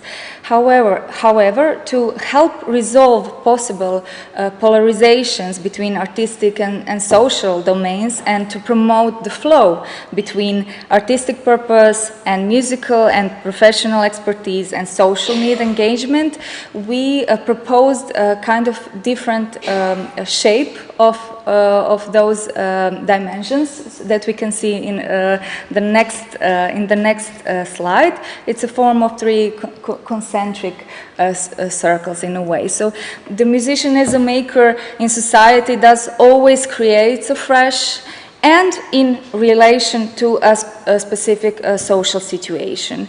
So in this case, context creates a unique situation and shapes possibilities for meaning to be made, whatever the materials are used, repertoires, for example, and indeed with diverse processes of co-curations and co-creations. Later, I will talk about the making dimension in the context of what an institution can do. This is later. So when we translate that context of artist as a maker, musician as a maker in the higher music education institution, what I'm using is always the concept of civic mission of university. As you know, a faculty, a university can have many different missions, let's say scientific, artistic, educational, the mission of internationalization that happens lately, and also there is something called civic mission, which is the concept that articulates the system of values and principles that direct basic activities of higher music education institutions to their social engagement through their expertise. So it's not an exclusive orientation on the needs of the market, so where we are going for what are we educating our students in terms of their future jobs in the market, but also on what does the society needs to get. And if you are analyzing the concept, you can see that there is a possibility to open the doors of the institution to different audiences, to pay attention of audience engagement through different disciplines, such as Musikvermittlung or community music and so on. Also, there are possibilities to make community choirs, let's say, or something that is open to the society. But for me, the main shift is happening in learning and teaching. So we can go on. And I will not repeat everything what Paul said in the first presentation because I had many similarities, but I will just emphasize some add-ons that I have and which is related to the civic mission. There is something called connected curriculum in higher music education and in higher education in general, and it's based on the combination of constant research, experiential and collaborative learning. And in this sense, I always practice the arts-based service learning as a special form of experiential learning. It implies collaborative connection between the university and the community, and I will explain a bit more about it. It's in a way a synergy of teaching, artistic practice, research and making actions in the community. And basically, if you're doing and practicing that kind of learning in your classes, as a teacher, you go with your students together and apply your academic and artistic expertise to developing projects in a local community that could resolve some concrete social problem. Usually it goes in partnership with some local NGOs, and also what is good about it is that everyone benefits from it, community and students, because they have a better understanding of the discipline that you are teaching in the classroom, and also teacher has a new role. Sometimes you are not assessing that, so that is actually a big challenge, because it's quite hard to find a way to give grades and to evaluate your work, and that comes then to universal design of learning and so on. But yes, this is something that highly connects, in my opinion, with the civic mission. And of course, that I developed in my work several projects in this way, and we, together with students, we were practicing also research, which is not present in Zagreb Music Academy as a specific subject. So that was my way of introducing them to scientific work too. I will not go further with this explanation, because I will just switch to projects, because I have quite limited time. In terms of European context, I think that AEC really did a wonderful, and is still doing a wonderful job in addressing these topics. As I mentioned, the first project, the Strengthening Music in the Society, and now Artemis project that is continuing the first one. And also what is the project that is very dear to me, and not because I'm in there, but because I think that it's very important, is the PRIME project, Power Relations in Higher Music Education, because I think that if we talk about engagement of higher music education in the society, we need to be aware of the society within the higher music education institution. So through these projects, we are exploring how can power relation inequities in higher music education affect our culture, our places of study, and work. So I think that this is a good way to explore and a good place to find knowledge about it. We are discussing about different forms of power, about sexual orientation and gender, and also artistic standards will be discussed very soon. In Croatia, I would say that it's not happening very much in this sense, but some small steps are already done in different music academies. As I work in Academy of Music in Zagreb, I will just share what we are doing in the past, let's say, 4 or 5 years. At first, I think that there are several professors and students that are really enthusiasts and enthusiastic about this project, and this is how everything starts, as you can see also from the project here. So we were all starting volunteering together, and then developed small extracurricular projects. For example, we were doing since 2017 sounded stories for visually impaired children, but during the progress it became also open for people who can see, but they come blindfolded in our performances. And we developed several different research papers, and we were doing the project until 2020 when the pandemic started. But from that small project that started with voluntary work, I developed service-based learning, which stops being only voluntary, because you are including some knowledge and skills and research inside. But also students manage to seek for a subject that will cover this. So now we have a subject called glazbeno-pedagoške teme u suvremenom društvu, or music education topics in contemporary society. At 5th year of study, open to all students from all departments, where they can directly practice that. Also, in Croatia, our system is mainly focused on studying Western classical music, which is not the case in most European countries. What we try to do is to implement traditional and popular music in some of subjects. So, for example, when I start teaching students at their 2nd year of study, they start with classical music in educational context. Then on 3rd year, I use pedagogy of popular music and traditional music, and then they can develop the same project through 3 years and then go directly into society. So basically, a long term of short projects that you saw yesterday in with students, which was really wonderfully developed in only 3 or 4 days. I felt really proud.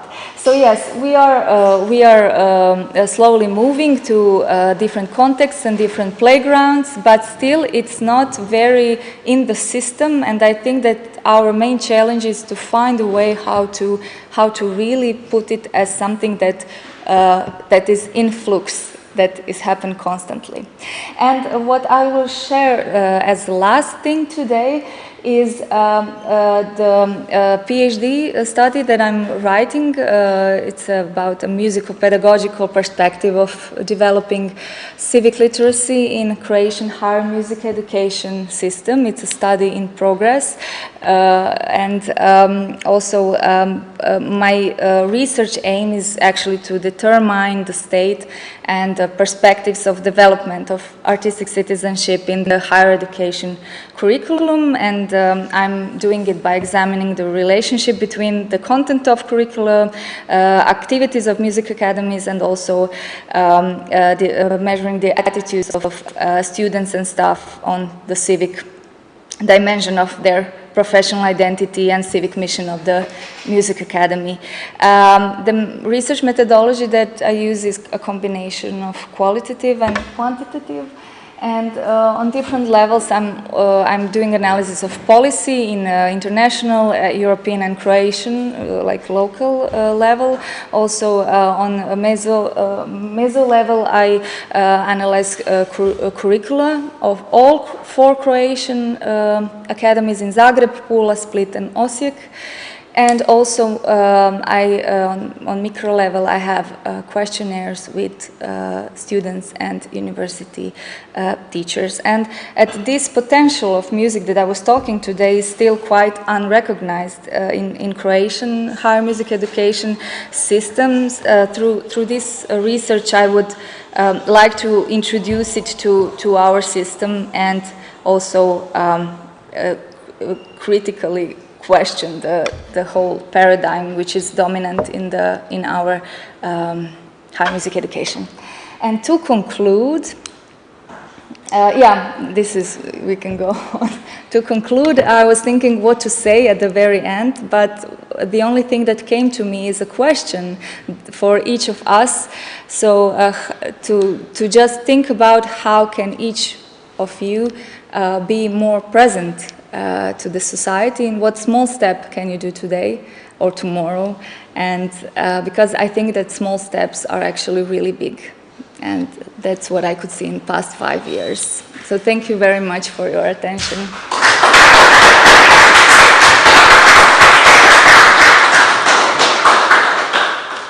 Thank you very much. It's a very stimulating attitude and the talk, and we have some 5 minutes for questions or comments that you may have. Maybe before it starts rolling, I exactly, well, you partly mentioned that already towards the end of your talk, but while you were talking, I was thinking, how does the staff and the students, how do they react to this? Because the art of musical performance is so much into this romantic individualism. Yeah. Let me be, I'm alone, I'm just working on the music, and I don't really want to become this active citizen. So how, but yesterday, on the contrary, we saw how excited, how moved the students were by going out to the city. Yeah. So how do your students feel? Yes, thank you for this question, because it's not easy, as you can imagine. But yesterday I heard students talking about something that they learned from each other. There was a student who told that he never thought that he will learn, he will play together with a jazz musician. Yes, it's something that is going out from the comfort zone. So what I notice, well, now I don't notice that anymore, because I'm doing this work for several years. So they know that they already saw other students from previous years, and they come quite open. But sometimes it takes time for them to open and to think that there is something else. But in general, when they try, when they go to the society, and when they do something, when they see their work as implemented in the community, they say that this is something that they couldn't get from any performance stage, and that they felt with their own, experience, that this is something what they do. Of course, there are some students who didn't find themselves in this practice, this kind of practice, and in a way they said, I'm glad that I tried, and I want to go back in this, but I wanted to try. So in general, students are quite open. I think that the bigger problem is with maybe teachers and staff, and in general climate about the everything. And also we are discussing this, why jazz or popular or traditional music in the higher music education system, and clearly students want to do it. A lot of them are really practicing different musics and musicking in different ways. Well, I don't see. Okay, Paul. Maybe just one. It's a small question, but maybe to a very big one that we should discuss another time. But eventually, we should come to a situation where this recognition also creates career possibilities. Yeah. And that's also something I was wondering in the context of the DEMUSIS project. To what extent are societal partners involved in the activities you're organizing at your academy? Yeah, I think I also think that it's the opportunity. I see it as opportunity, not as an obstacle. But also, what I notice is that, in a way, during pandemic and lockdown and everything, it was hard to realize all those activities in society, because simply you couldn't do it. But we opened virtual spaces, so students were working virtually with schools, with NGOs, and so on. So I think that the time of doing it will just open the space. Okay, we need a person to do this and this, and to I don't know if I understood correctly the question. The question was to what extent societal partners are also involved in the development of curriculum to some extent. eventually we will need them also to create, hopefully, some professional possibilities for students there as well. Yeah, yeah. And also, I mean, a lot of, let's say, partners of these projects and, let's say, NGOs and places where we went, they, after the project, they developed some kind of collaboration with students who came there, and it just opened many things that we didn't know that it will be opened through it. For example, with this project for visually impaired people, we opened the space to perform in city libraries, and then, you know, it just happened together with like music and reading and developing, you know, some joint projects of literature and music. So it's and also let's say some kind of Musikvermittlung starting point of how to approach different audiences. This is still not present in Croatia, but many students started to develop some forms of educational concerts and in many different ways, and in collaborations with actors, with psychologists and so on. It's slow, but I believe that when I get retired, it will be something. If I ever get retired. Okay. Well, I believe that many of these questions can smoothly be transferred to the final discussion. So for now, we thank you very much. Thank you. Thank you.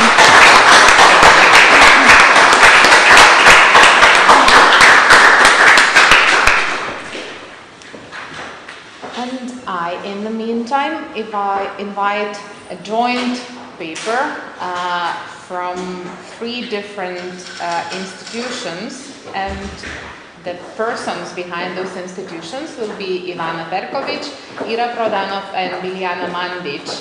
And the paper's title is "Do You Know Your Music Audience? Higher Music Education in Serbia and Social Visibility of Music Students in Their Own Words." So the floor is yours.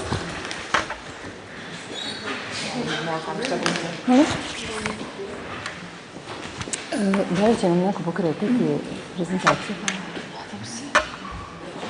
Ti ćeš, ja? Okay. So I wanted to make my part of the presentation shorter, but I changed my mind because while we are speaking about what should we do, some artists from the other arts, like literature, they are using actually our job to make money and to write books which are awarded and so on. So therefore I was inspired by this book to start our joint paper, and that is the book by Dejan Tiago Stankovic called with the title Estoril. The book is about Portugal and wartime during the Second World War, so that's the book. In Dejan Tiago Stankovic's novel Estoril, Ignacy Jan Paderewski, the famous pianist, performs in Portugal in 1940 under unusual circumstances. At that moment, the aging artist is the president of the Polish government in exile and agrees to play the concert only under the condition that all the income is designated for the, I quote, salvation of Poland. For that occasion, the pianist, or better, the writer who is inventing the whole event, chooses the following program: Chopin's Sonata No. 2, dedicated to the fatherland, several mazurkas and 2 polkas, the military and heroic, and finally the revolutionary etude. In his artistic fiction, Stankovic reflects the tripartite function of the art, in this case music. The Dutch art theorist Hans van Manen, while talking about the function of art in society, emphasizes exactly this tripartite that consists of intrinsic, semi-intrinsic, and extrinsic aspects of art. The first represents Kant's disinterested aesthetic contemplation in which joy in a beautiful form of play is reflected. In this case, in our case, listening to the concert of Paderewski. The second, semi-intrinsic, reflects a personal interest in a certain work or the charisma of a certain artist. In this case, Paderewski and Chopin, for example. Finally, the third, extrinsicity, shows the care for the context, for the social and political dimension, here for the salvation of Poland. Precisely these aspects became imperative for the fundamental changes in the process of higher music education.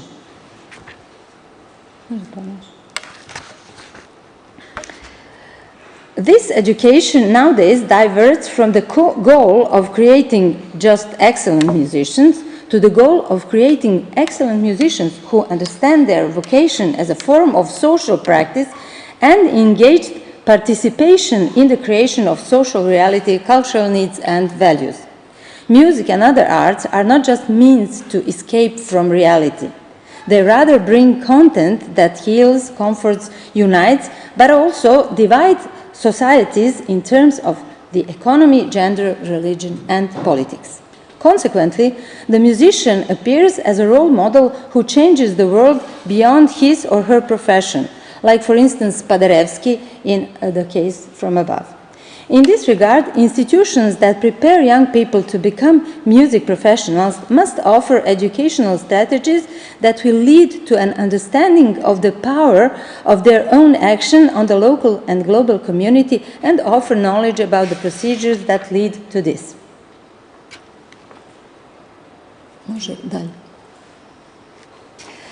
In the last 2 decades, higher education in the field of musical arts in Serbia has dramatically changed. Although the most dramatic change was caused by the pandemic in 2020, when the entire education system had to move online, the novelties before that were no less dramatic.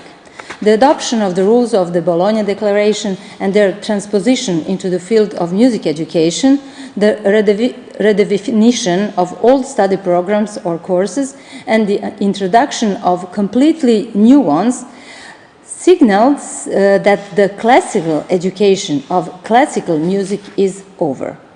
The labor market and the cultural and creative industries have become spaces that demand more than excellence in playing. A musical artist is faced with an abundance of media content, new ways of presenting art, new means of communication, in a world with reality which guarantees success mostly to those who, in addition to the top artistic abilities, are equipped with a wide range of knowledge in terms of various soft skills, marketing and management, digital competences, and the like. And not only them. All those who decide to study music in the scientific context or to study music with the goal to be a music pedagogue soon acquire their competences through numerous courses that are not strictly professionally related to music itself, but to what Christopher Small calls musicking. They pose questions like how and where the music is distributed, who and how promotes it, who and how organizes its appearance, who and why is listening to it, and what kind of weapon music actually is. Although numerous changes in the organization and content offered to students are noticeable at music faculties in Serbia, from the introduction of jazz departments, elective courses related to digital literacy, media, communication skills, to project-oriented teaching, it is no secret that there is a crisis in the field of higher music education. It coincides with the general crisis of higher education analyzed by Luke Stills in the European and world context. This theorist mentions, among others, the decline in the number of students at the faculties, the inertness of the teaching staff to accept new developments, the brain drain, leaving school in favor of private entrepreneurship, and the like. The crisis in the higher educational system is caused by, I quote, outdated teaching programs and curricula for which the accreditation procedures takes so long that they also have to be changed. There are also changes in everyday life, in the way of learning and in the habits of pupils and students that require more flexible defined contents, extended study life, distance studies, etc. Changes and innovations in education are required not only by future musical artist professionals, but also by the market to which art is offered. It cries out for an unusual, original, fresh approach to art, for unusual performance, bold steps into unexplored forms of presentation and representation of music. Carey makes a great point when he says that the new economy needs innovators. I quote, "Don't go looking for gallery recognition, hoping to be looked after like a baby in a diapers. Those days are long gone. Artists who really make money, like Damien Hirst, are looking for ways to bypass the gallery system or to complex functioning of concert agencies, I would add. As an artist, you stand on the edge of new horizons. The world is waiting for your ideas. Companies everywhere are looking for new creative ideas, and people all over the globe want to be inspired by something new. They want an example that they want to follow and try for themselves. Your job as an artist is to generate new creative ideas." End of quotation. In the context of these theoretical considerations, looks like the changes in higher music education must go in the direction of innovative solutions that will not be focused on benefiting the statistic parameters of higher music education, but rather the future of their students as well as the local and global community.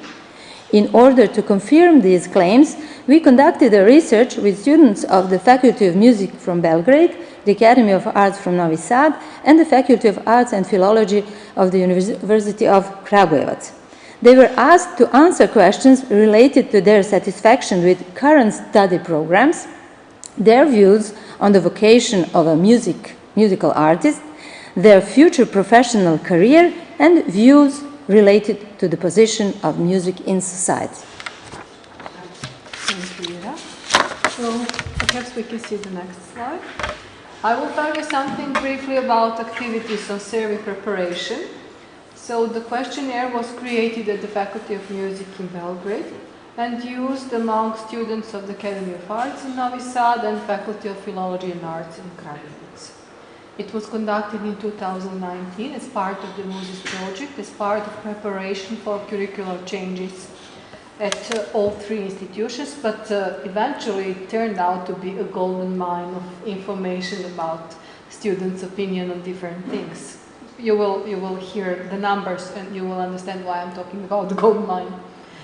The aim was to collect data from current music students concerning the DEMUSIS project activities related to curricular changes and innovations, with the plan to use them as one of the main orientation marks in creating new curricula for the master program.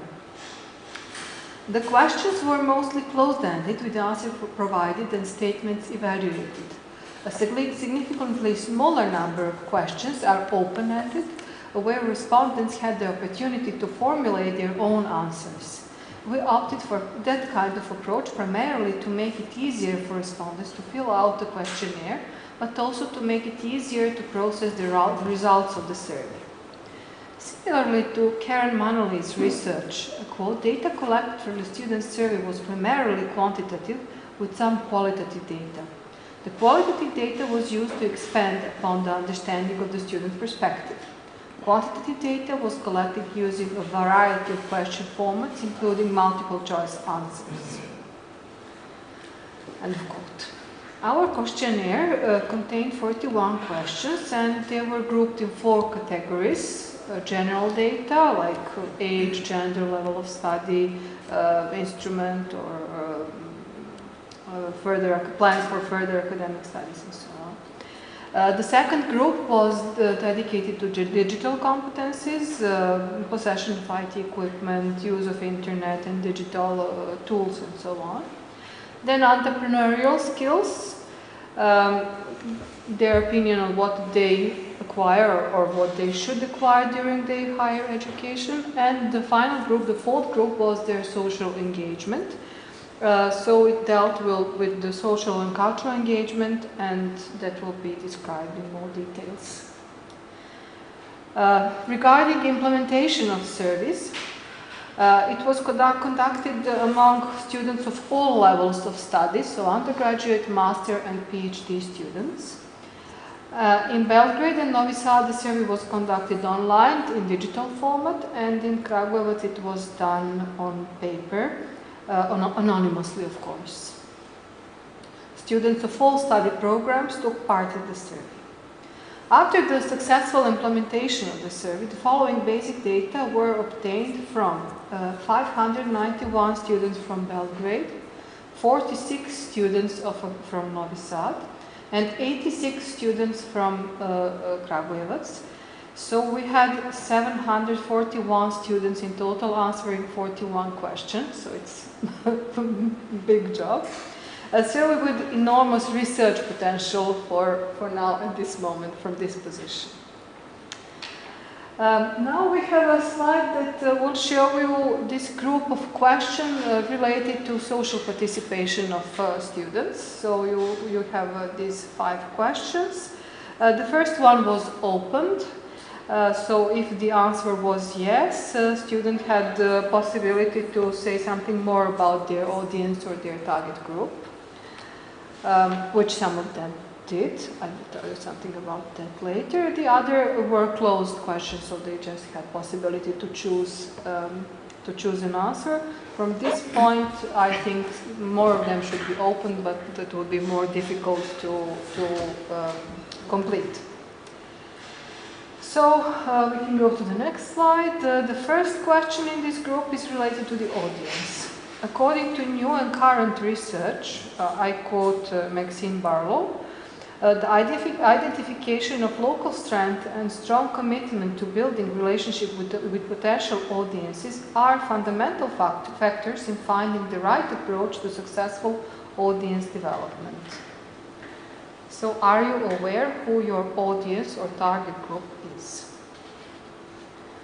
For me, it was very surprising to find out that quantitative data shows that at least 50% of students have no awareness about the audience, and that is striking when discussing our topic, presence of musicians in society.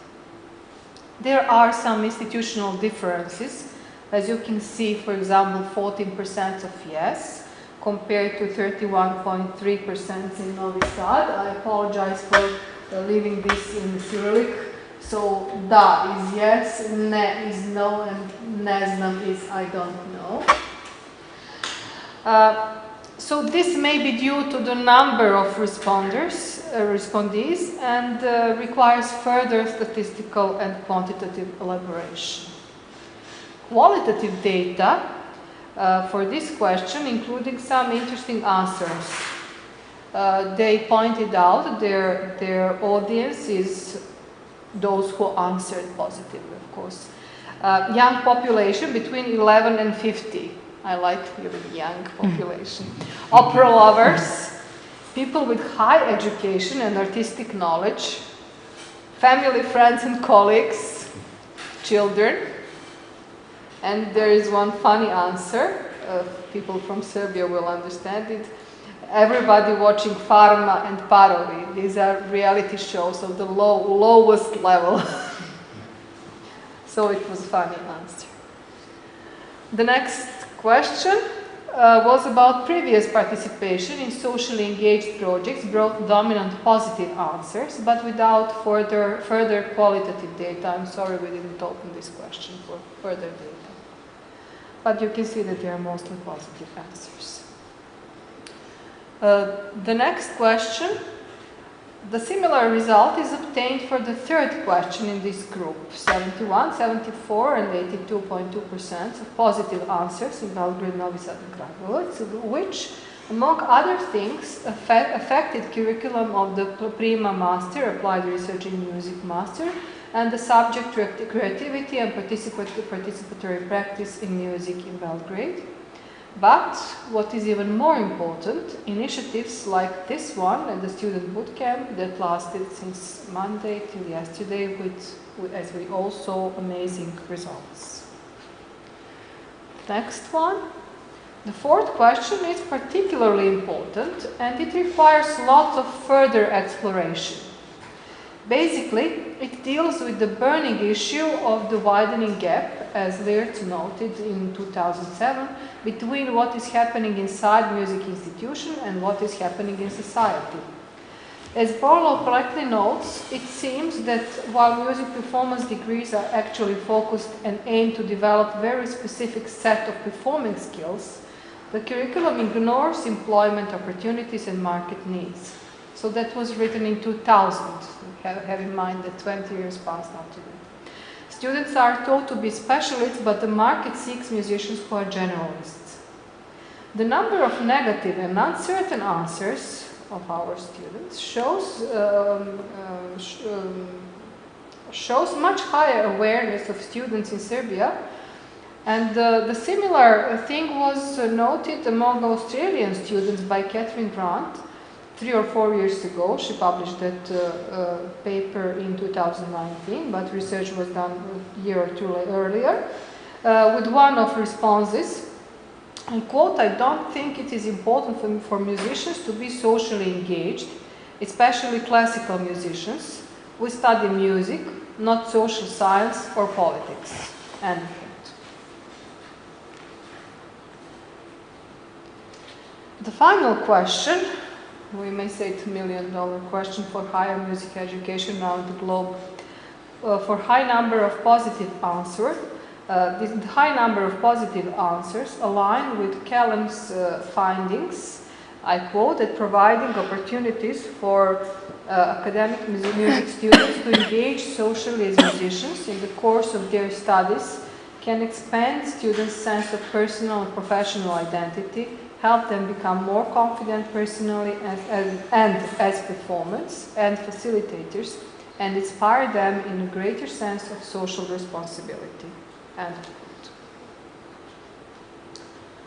To conclude, for this occasion, we have selected and comparatively explored a particular segment of the collected data, the one dealing with the position of musicians in society.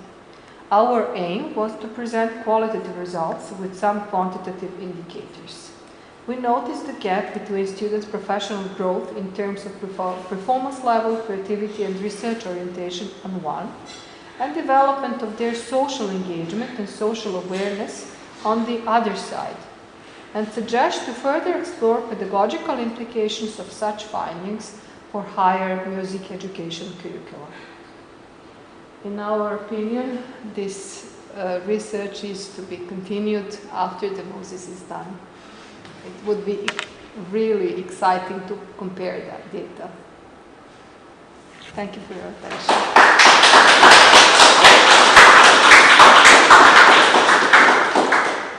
Thank you so much, and well, my congratulations to the organizers, because none of us were given any instructions on what the papers should be, but they're all intertwining in such beautiful and subtle ways that really not repeating one another, but still very relevant. So while listening to you talking about Paderewski, I just realized that the first influencer I should have started with was Franz Liszt, who was organizing concerts for Hungary. So any questions or comments from the audience? May I add something to this? My impressions after, I think we are doing this for now several months, maybe more. The reason why we had just 50 students maybe in this, I would like to explain. Before this research, we sent thousands of questionnaires during the pandemic, online questionnaires, to ask if they are satisfied with online studies, what should we improve. So we made several questionnaires, so I think the students were a bit tired to answer another questionnaire. So that's the reason. But something other occurred me, I mean, while making this research and talking and finally observing this boot camp.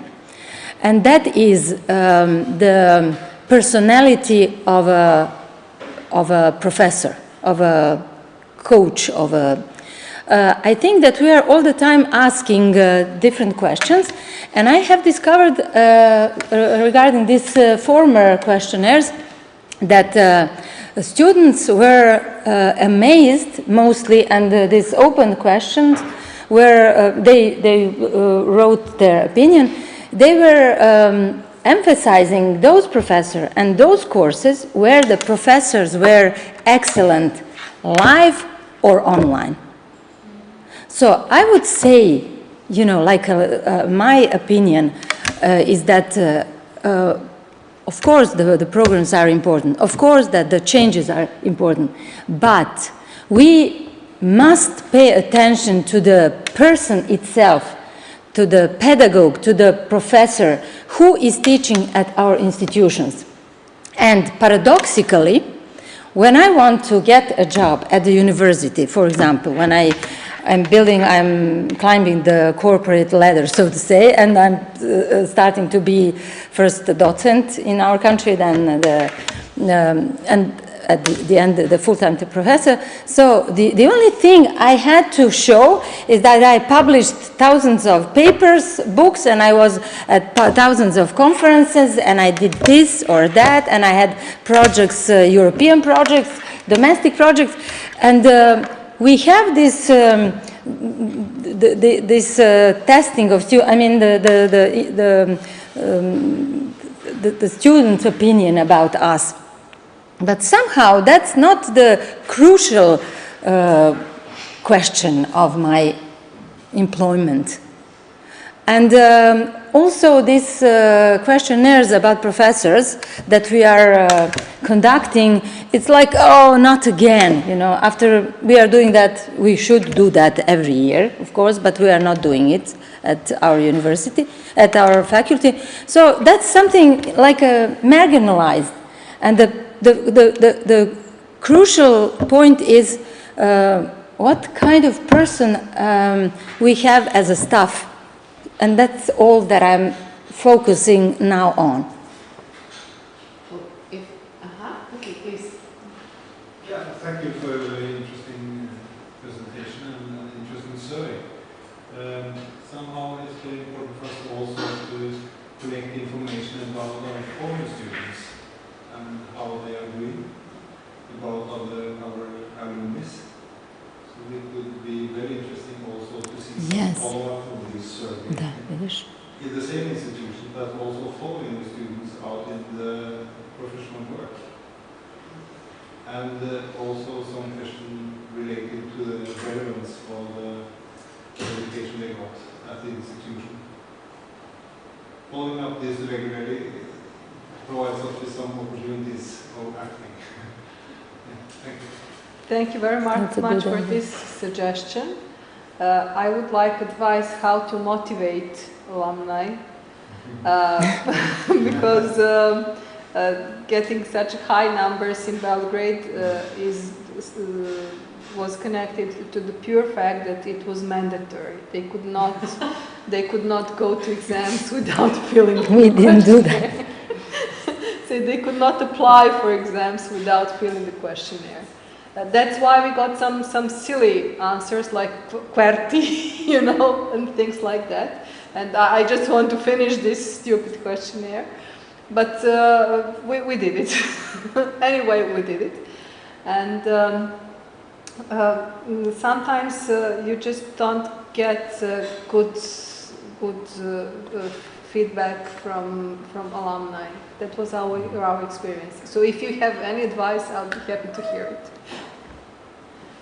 Yeah, can I just say that I think this is very interesting that you have just presented, because it really kind of shows you the direction, and it's confirmed by all the things that you have been doing in the project. And I just would like to ask you about that, just about the issue of alumni.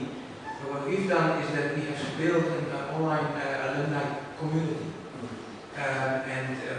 There's someone who has been employed only temporarily, actually, who is now collecting contact information to fill this platform.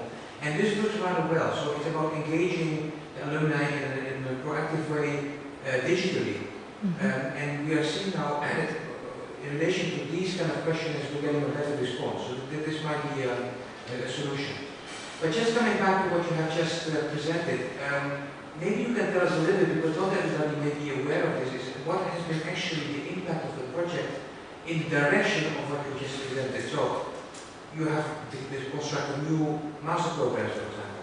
You have done this bootcamp. So will this bootcamp be continued? Is it going to be implemented as part of your program? Maybe you can tell us a little bit what the impact has really been for your own institutions.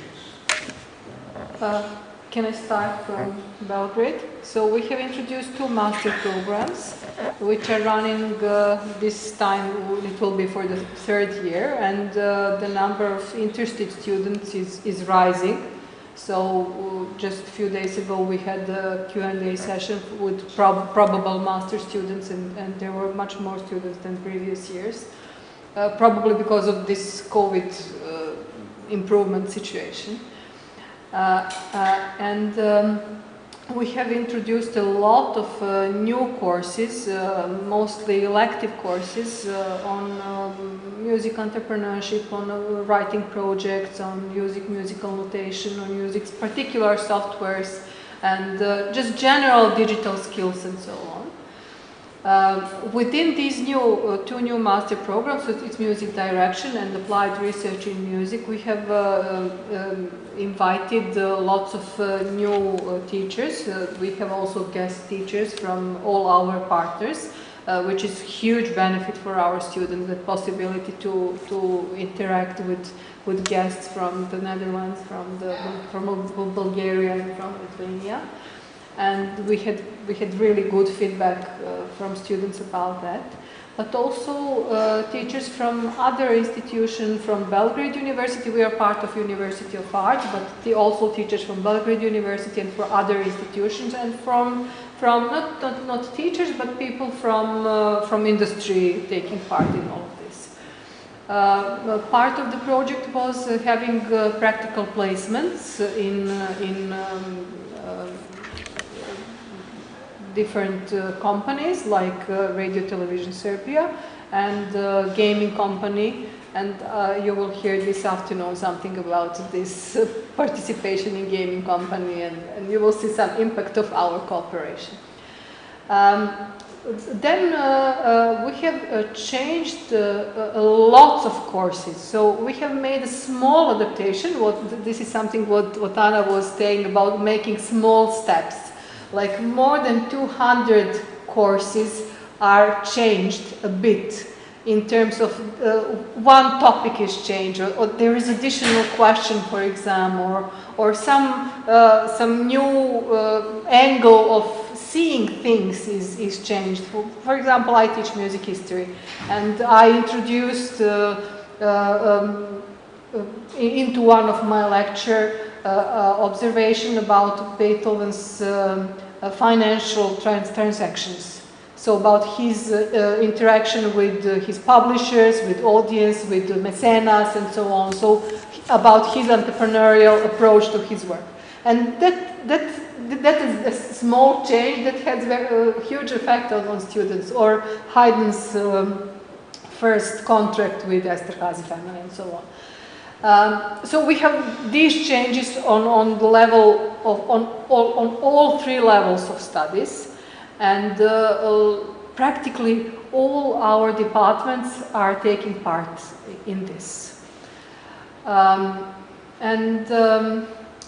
So we have this means that almost all of our students have been somehow tackled by the DEMUSIS project, some of them more, some of them less, but all students are tackled.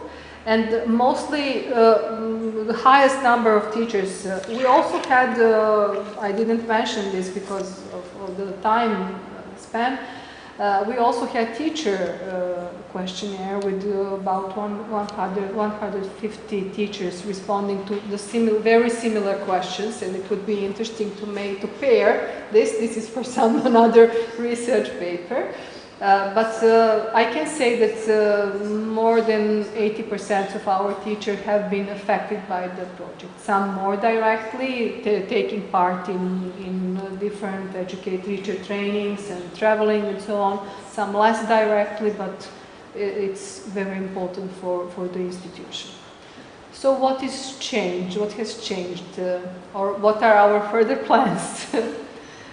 First of all, to sustain new study programs and all these curricular changes, because this is curricular changes program by Erasmus Plus, of course.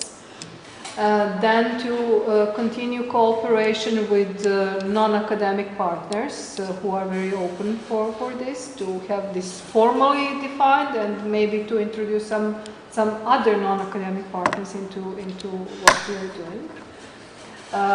Perhaps to make some future curricular changes in terms of continuing boot camp, because now we have teachers who are trained to run these boot camps, and to continue maybe to include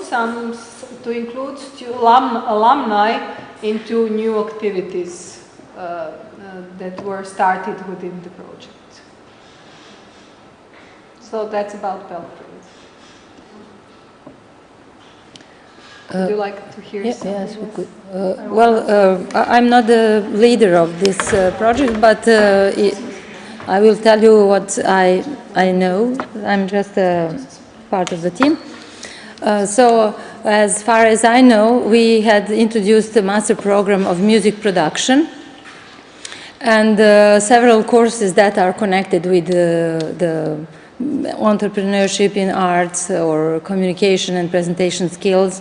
Although we did it, as Ivana said, in many of our existing courses that we simply were adding new topics that are the part of the DEMUSIS project.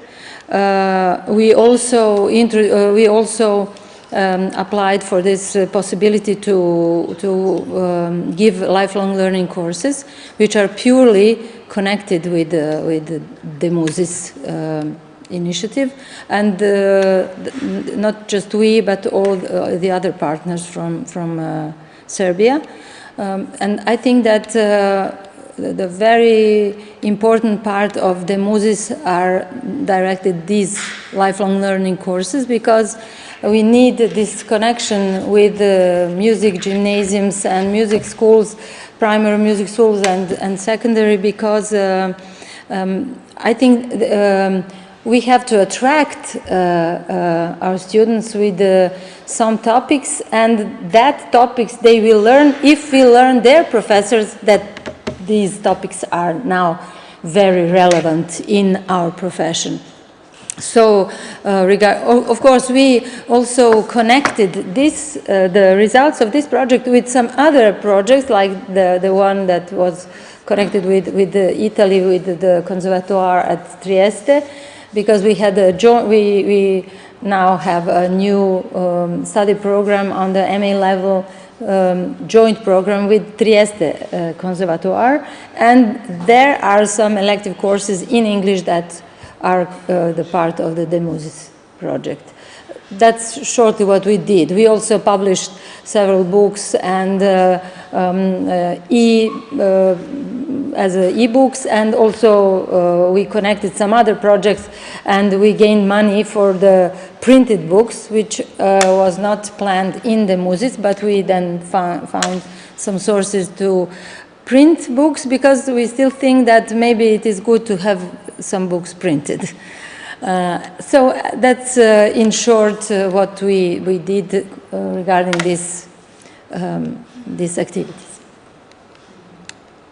So Biljana will say something about Kragujevac and I will translate, but she first asked me to remind you that we cannot measure number of students, because Faculty of Music, for example, is dedicated solely to music, and Faculty of Philology and Arts has music department as well as other departments of philology and arts, which are also very highly developed. Što se tiče Filološko-umjetničkog fakulteta u Kragujevcu, mi smo, kao što je Ivana rekla, manji fakultet, ali smo zaista vrlo počastvovani što učestvujemo na projektu DEMUSIS.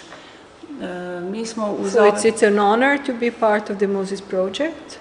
I zaista smo svim projektnim aktivnostima pristupili temeljno, detaljno i pokušali smo da obuhvatimo projekte sa svih strana i da naravno sve ciljeve projekta maksimalno implementiramo u naše studijske programe. And they were devoted to all project goals and aims and project activities and did their best to implement all project aspects into their study programs.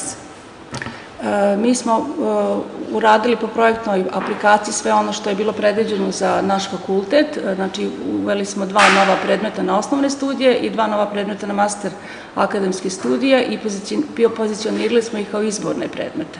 So 4 elective courses were introduced as part of the project, 2 on undergraduate and 2 on master level, and they are elective courses. Predmeti su oslonjeni na muzičko preduzetništvo i na poboljšanje digitalnih kompetencija. Mostly music entrepreneurship and digital competencies. Posebno, veoma sam zadovoljna recimo što smo uspjeli da uradimo preko 80, skoro 100 promjena kad je u pitanju struktura predmeta i osnovnim i na master akademskim studijama i kad ovo kažem, mislim da smo to uspjeli, u stvari to su uspjeli da uradimo na svim odsjecima na našem fakultetu. So on all departments there were changes within existing courses. More than 100 courses were tackled by the project. Filološko-umjetnički fakultet je u projektnoj aplikaciji, njemu je poveren radni paket 5, LL kursevi, i mi smo prosto sve ono što smo radili na osnovnim i master akademskim studijama sad pokušali da prosto proširimo na LL kurseve i uspjeli smo da akreditujemo 6 novih kurseva kod Zavoda za unapređenje obrazovanja i vaspitanja. So what I missed to mention was that important part of the DEMUSIS project are LLL courses, and we extended the project because we had some problems which didn't, it's vis major, regarding to accreditation of courses. We were finally, after solving tons of problems, and I particularly did that, we accredited 6 courses in Kragujevac and 4 courses in Novi Sad, and I think 4 courses also in Belgrade. So they will start immediately after this week ends. Yes. And they are accredited for 3 years or 4 years? 3 years. So they will also continue after the project is ended.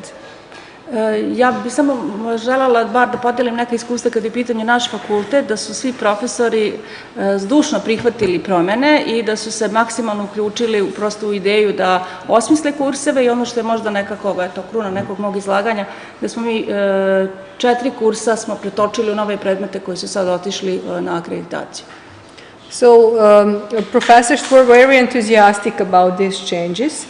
And what is important is that faculty is under the accreditation process now, and 4 courses developed within the DEMUSIS project are included into documentation for accreditation. So they will be continued in next 7 years if everything goes well. That's it. So just a small addition. We had Erasmus students on exchange in Belgrade, and some of them, almost all of them actually took part in some of the DEMUSIS courses or DEMUSIS programs, which is very interesting. Those are regional students that could follow the teaching in Serbian, and they all chose elective courses or prima master, for example, one student from Sarajevo. So it's very good. Well, we are now already in this final discussion actually, so whatever questions you have that you still would like to address to either previous speakers or these speakers or the project in general, please go ahead.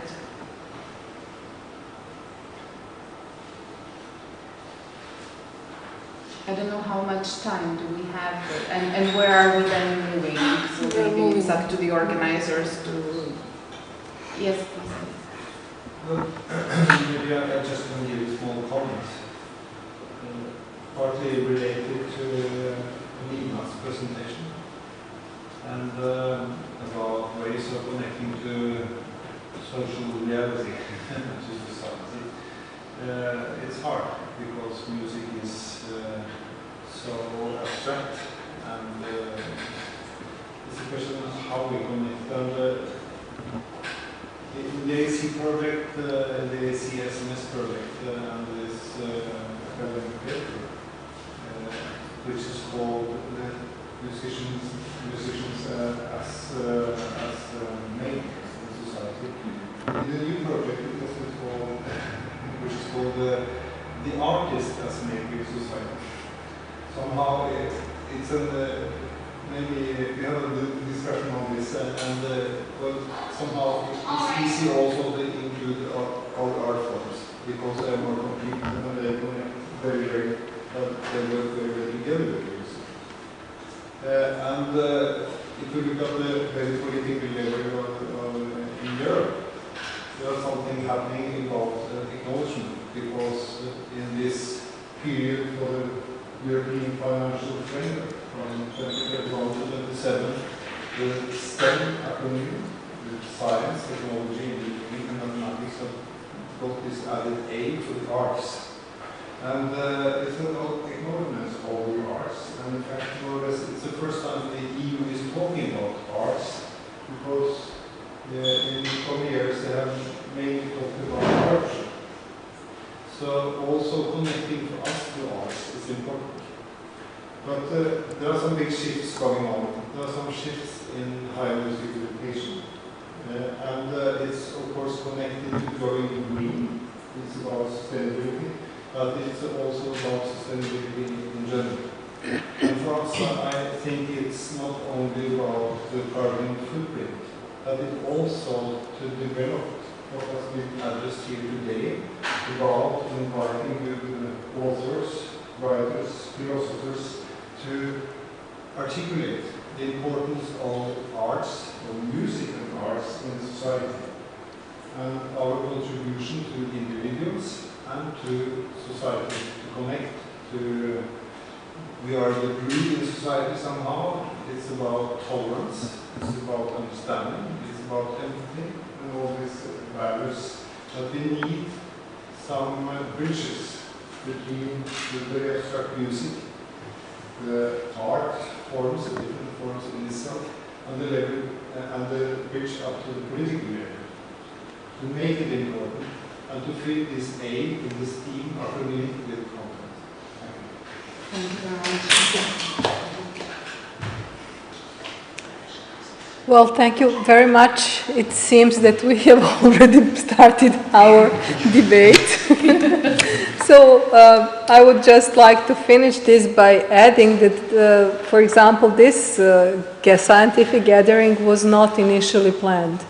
So the DEMUSIS project is a kind of living structure that changes as time goes by.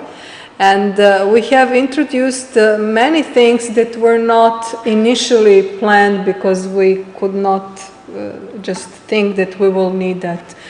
This survey was one of these examples, but we found that it was very useful.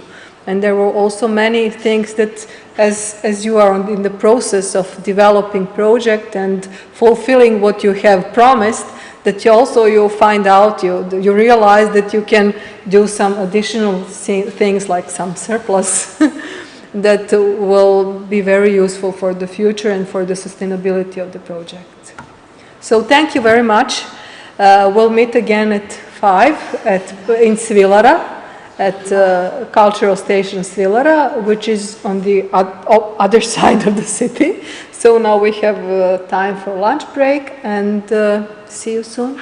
Maybe Dušanka has some announcement. I just wanted to thank you everybody to remind you that this second part of today's agenda will take place in Cultural Station Svilara, starting at 5. It will be a public debate also.